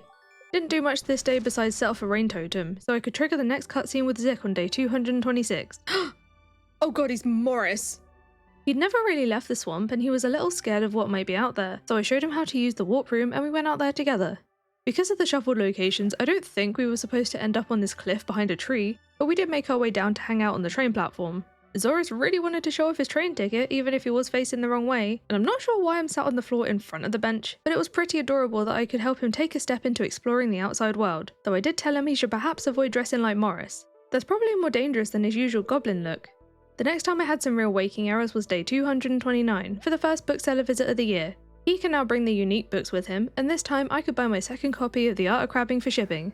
For that, I'll be getting some monster musk in the mail. I did sell off a whole load of other stuff too, so I can have enough cash for the others I still need to buy. It wasn't until the next morning that I remembered to check this week's special order. I found my favourite version of the Island Ingredients quest, and I had almost enough taro tubers stored up ready for this exact moment. I just had to trade for the last 2 I needed, then I could get them all planted on Ginger Island. It stopped snowing on day 231, so I headed up to the railroad to see Zik on another of his walks. Without the rain and all the newness being a distraction, he seemed to notice the snow and the cold this time. I checked on him the next day, and it seemed he tried to grow some fur to warm up. I guess it wasn't enough to combat the cold, so I offered to bring him a nice warm blanket. Maybe he's just missing the cozy factor. This sounds like a project for Emily, so I visited her in her cave. I got 30 fibre as a reward for this fancy blanket task, and I could have stopped there with it, but I'm not one to leave a fellow goblin hanging. Wipe your feet please. Oh gosh, okay. Jeez. I guess Emily's in a bad mood today, but to make Zik a blanket, she'll need 5 cloth, 5 wool, and 1500 gold. I already had everything I needed in the chest and the coop, and bringing everything over, Emily worked her magic. This blanket was very fancy indeed. And doesn't Zik just look the cutest in it? That's so cute! This has to be one of my favourite portraits in the game. He gave me a rock as a thank you. Not just any rock either. You are not giving me a prismatic shard for it. No way. Thank you for the prizzy, oh my god. Best day ever. All morning, we're going back to sleep before 9 AM. On day 233, I harvested the crab pots to gather trash for Linus's community cleanup quest. That was nowhere near enough, so I fished the rest up on floor 100 of the mines. It took next to no time to get everything I needed to hand in that morning. Train in my way! Stop it! Oh my god, this is gonna be... Oh my god, there's wood. Oh my god, I actually get something out of it. Not that I need any more wood. When it eventually got out of my way, I traded with the dumpster because one person's trash is another person's... tapper? I don't think that's quite how the saying goes. Well, at least going to the main farmhouse for bed today brought me a lot of joy. Oh my god! Obsessed! Blanket Zik by the fire in the greenhouse. That's adorable. I awoke for the Queen of Sauce recipe on day 234, but on going straight back to bed, we found another moment we've all been waiting for. Would you like to give birth to a charcoal kiln? I mean, I guess I don't really have a choice. I need to get the other one still. It's not even no thank you, it's not now. I guess I'll do it. Not much to report until day 239 when the night market was back in town. For this day's painting, I got a worm bin. I unlocked a mine elevator from the next day's one, and for the last of the month, we found some real hearts with Harvey. Just one more winter to go for those last 3 paintings. I could then get to work on special orders for day 242, starting with the taro harvest which all got shipped for Caroline's Island ingredients. Then it was off to the green floors of the harder mines to farm hardwood for Robin's project. I'm glad I got this suggestion from the chat because this is much quicker than chopping it bit by bit daily in the secret woods, whilst Ginger Island didn't have any mahogany ready. I didn't bring it straight to Robin this day though, because the bookseller would return tomorrow, and I was worried about a potential trap causing me to skip it. I could still get the completion for Island ingredients overnight. The Jack be nimble, Jack be thick book power, the last one I was missing. I was officially well read, in-game at least. As for the bookseller, he brought the Friendship 101 on this visit, another precious shipping check, then I could bring all that hardwood to Robin's. All that fear over a banana sapling, but I was quickly distracted from my disappointment. Oh my god! What's up with that sample, Abigail? Of the remaining books I'm missing, there's one in particular I have more than one way to obtain. Woody's Secret. Whilst I can get it from Marcelo whenever he chooses to bring it, I also had a tiny chance of having it fall out of a tree. It's just a 0.1% chance though, so after taking all the trees out in the desert, it's safe to say I didn't find it out here. I still replanted many of the seeds I got though to give us more chances at a later date. For this night, I paid to multi-sleep for the first time. I wanted to wake up on Monday for the new special orders, and that was fine, but then I got bamboozled by the lack of shipping check from that Friendship 101 book. It turns out it was because my internet dropped out, which meant I lost connection to both the stream and Archipelago. Thankfully, it was just a 6-minute interruption, and I didn't have to end and restart a whole new stream, but I was worried about the shipping part. What the heck is happening? Usually Archipelago reconnects on its own quite quickly, but because it had been several minutes without internet, I needed to do it with a command. The trouble is, the book shipping happened whilst I was disconnected, so we were worried I might have lost the check. There was the chance that Archipelago might just find that we've done it though, so I was asked to just see if I can load the next day, because the next time I get a check, it might send it over at that point. Waking up from the multi-sleep on day 246, I could breathe a sigh of relief. Oh, it's got it. Because... Would you like to give birth to a scarecrow? I don't care about the trap. We just... So there's our other baby. The scarecrow. I mean, I guess so. That was until I checked the special order board.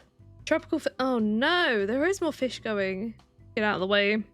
I planned to use the target bait like the other fishing quest to speed it all along, and got the worst out of the way first, the stingrays, followed by the discus over at the dig site, then the lionfish down at the pier. Honestly, I really wish I kept count of how many fruit saplings I've sold through this playthrough. I was only out of bed briefly on day 247 to see what's there for ship sanity. Some of these we knew about, but one of them had me in shock. Let's have a look. Excuse me? I haven't shipped a blobfish? I used my first and only blobfish on a tent bundle, so now I'm gonna have to catch another at the night market.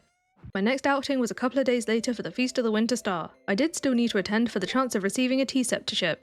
Willie was my gift giver this time though, and he won't ever bring it, so all I got was a magnet from him. Apart from bringing my charcoal kiln and scarecrow children to the bedroom on day 252, I was ready to move on to our third and hopefully final winter. A new month also means a new week, so checking the special order board, it looks like the juicy bugs will be the last one we can complete, for now. For that, I had to return the mines to their original state so I could get squashing on day 254. I collected all 100 bug meat before the morning was up, getting an awesome reward when I dropped them off outside. Gate recipe, I didn't even know I was missing that, that's so funny. That was a good reminder to see what I was missing for craft sanity. I forget about the cask more often than I'd like to admit. I slept a couple of days and spoke to Robin to find I still needed my free basement built. I really thought I'd already done this. Then, on day 257, I was met with disappointment at the bookseller because he brought the Friendship 101 for the second time in a row. I need something new! So, to shorten the list of remaining Archipelago items, I brought some metal bars to Clint to buy some of the last tool upgrade checks here. I even spent money on the time flies trap I've been ignoring. It's basically an extortionately expensive multi-sleep. The farmhouse basement was done when I woke up, so I could now craft the cask. Did the gate whilst I was there too, and now all that's left is the tea sapling, which I still don't have the recipe for. I didn't do much of anything at all till the next night market rolled around. Unfortunately this time, I had to fish as well. I really hope this is my last fishing sesh, for real. Let's get that blobfish for shipping. I'm pretty sure I've been whole evenings without catching one in the submarine, so I was grateful to reel it in after just a couple of hours. And I was so eager to get out of there that I almost forgot something important. Painting! Painting, painting, painting! Missing this one wouldn't have been the end of the world since it was just a sailor's cap, and as for the blobfish, we got paid in key gems. Just 2 paintings to go for all the night markets. One of them was even more key gems, and the last one, some spring seeds, so not the tea sapling recipe I was hoping for. We're back after a couple of nights sleep to see the bookseller on day 271. Oh my god, it's the monster compendium. I'm very disappointed. Let's just move along another couple of days to 273. The desert trees had mostly grown. I even went back and grabbed a magic rock candy just in case luck might affect my chances to get another woody secret book. But over 3 stacks of wood out here later, there was no book in sight. From there, I took a trip to Ginger Island to check the shipwreck as a last-ditch attempt for the tea sapling recipe. We thought that might explain why I've not been able to hint for it. I'm not even gonna watch this cutscene. So mail tomorrow. All this time it wasn't even shuffled. I got a whole $2,000 for finally being able to make one, but I was a little confused here because this was supposedly my last craftable. What am I missing for crafting? Checking the perfection tracker, I was apparently at 98% for that part. I crafted everything I had the recipe for, and Stardew Checkup said this too, but sometimes it can't see everything for modded recipes. The chat was helping me out with researching this, but we couldn't find anything there for now, so we'll work on the rest of the missing checks in the meantime. Like maybe this is the month I get the tea set as a winter star gift? No, just a bottle of wine. I don't even like wine. I didn't feel like cycling through all the winters till we receive it, so for our next season, it unfortunately has to be spring. I wouldn't if I didn't have to, okay? But the Gifts for George special order requires me to be here. I didn't pick it this week though. I was always going to jump at the chance to grow and ship 100 garlic. That's an easy win. How on brand of me. My only obstacle would be if Pierre didn't have enough in stock, but he was as ready for this moment as I was. Most of them went in the greenhouse with any leftover ones being planted on Ginger Island, only waking up again once it had all grown. Sounds about right that shipping all this garlic off into the world brought me luck. Evelyn thankfully left her notice on the special order board the following Monday. I planted the 88 spring seeds I had. Probably overkill, but I wasn't taking any chances when I had just 12 checks to go for our starting 2,195. Day 291 had the next bookseller visit. Book of Stars. Oh my god! Thank goodness! That went straight in the shipping bin, and in a couple of days, we'll hopefully have our last cooking recipe. Other than Woody Secret, that's all the books I need, so I spent most of my gold on the last 3 tool upgrade checks from Clint, so I don't have to speak to him anymore. Let's get the Vampire Ring, Crystallarium, and Omni Geodes. Another few days slumber, and I was ready to collect my crab cake recipe from the mail, and it was more important than I thought. Last recipe! Robin Hearts! Oh my god, wait, that's friendship. Is that it? What is with this crafting recipe? Wait, no, I'm so confused. Okay, so on Stardew Checkup it says 100%, but here, I don't understand. I had 6 checks left in total now. The first will be covered when I donate the rainbow shells to the community tent, Gifts for George I was about to sort with all this forage ready in the greenhouse, and we know about the shipping ones. None of them are crafting related. Whilst figuring all of this out, I brought some lower quality leeks to Evelyn. I got the crayfish soup cooking recipe, but this was a duplicate for one I got earlier. Get this stupid book. I chopped trees for the rest of the day whilst we pondered on the crafting, still looking for Woody Secret, but we were pretty much figuring out that if we couldn't fix the crafting issue, I might just have to buy a waiver from Fizz, though I really wanted to avoid that if I could. It was late in real life now. Can you tell I was starting to get a little bit delirious by this point? Woody, please share with me your secret, I am begging you. I don't feel like I've even got that many copies. Oh, that's a different book. Don't do that to me, rude. Woody, where have you hidden your secret? Oh look, Marcelo's out here. Can you please bring Woody Secret next time? I really need you to bring that book with you. I really had to hope that Marcelo took care of my order when he returned on day 301. No! Still had a chance to find it in the forest. It had been a week since we were last out here, so some of the trees had regrown, and whilst I got along with the wood chopping, Kaito Kid was very kindly trying to figure out the crafting in the background for us, which included having to log in my game slot whilst I was still out here. There was absolutely no mischief whatsoever. Yes, I'm multitasking, I'm typing, and... What the heck? Now, here's where things got interesting. On Kaito's side, it was showing 98% cooking and 100% crafting. Like, here's the screenshot he sent me. Something's clearly gone wrong. I checked the perfection tracker on my end again, and I definitely wasn't reading it wrong myself. They're switched. Kaito was running a different version of the Electro and Distant Lands mod, mine being the newer version, but after aligning them, this still wasn't the issue. Since we knew by now that all my remaining checks would be released automatically when I do successfully reach perfection, I brought the rainbow shells to the community tent to finish off the bundle in the meantime. We knew the craft room would reward key seasoning, but I did this just in case the Mines Foraging bundle was hiding some mysterious crafting recipe, which, side note, isn't it ironic that even in these completely randomized bundles, I ended up having to forage in the mines for the rainbow shells? For the Mines Foraging bundle? Anyway, that wasn't it, but hey, we've completed the whole community tent now. I was starting to get desperate by this hour, so why not try the old turning it off and on again? Sadly no, it wasn't as simple as that. The Kaito sent me some sort of debug version of the Archipelago mod which scanned the game in the background via Smappy to tell me what crafting recipes are missing. Just in case that wouldn't help, before I loaded that version of the mod, I shipped off a whole variety of stuff before I slept in prep for a waiver as a last resort. You're tired but invested? Hey, same. Oh, recipe, water planter and water pot. According to Smappy, I was missing the recipe for the water planter and the water pot, which come from the custom tapper framework mod. I didn't remember much about this mod, but it came up as a dependency when I was installing the archaeology mod. According to the custom tapper framework page though, those recipes are always supposed to be there to prevent this sort of scenario, but clearly something had gone wrong. Not only that, but Kaito then found out it's not actually strictly required for the archaeology mod to work.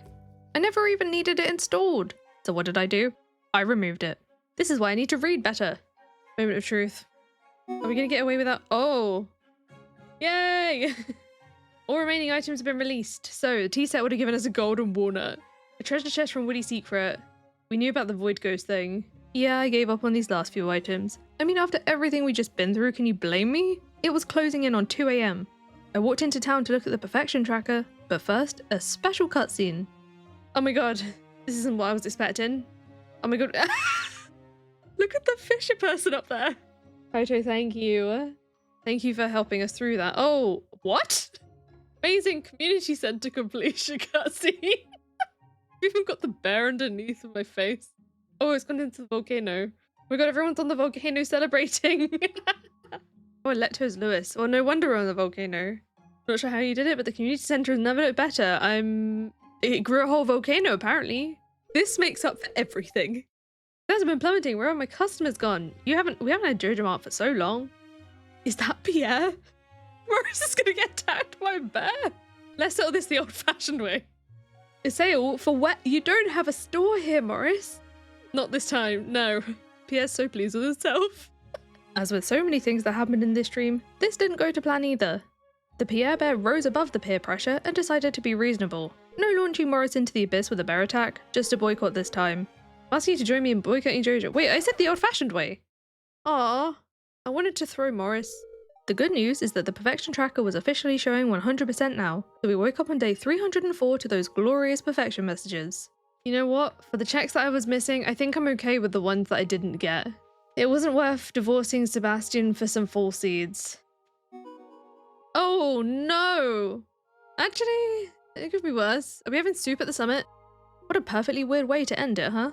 Of all the things that sort of broke today, at least the perfection dialogue wasn't one of them this time. Before I met you, I spent most of my time turned away from reality because I thought I'd never find happiness. But you showed me that the world isn't such a dark place after all. That's one of the reasons I love you. Aww. Doesn't it feel kind of weird without the cursed dialogue now, though?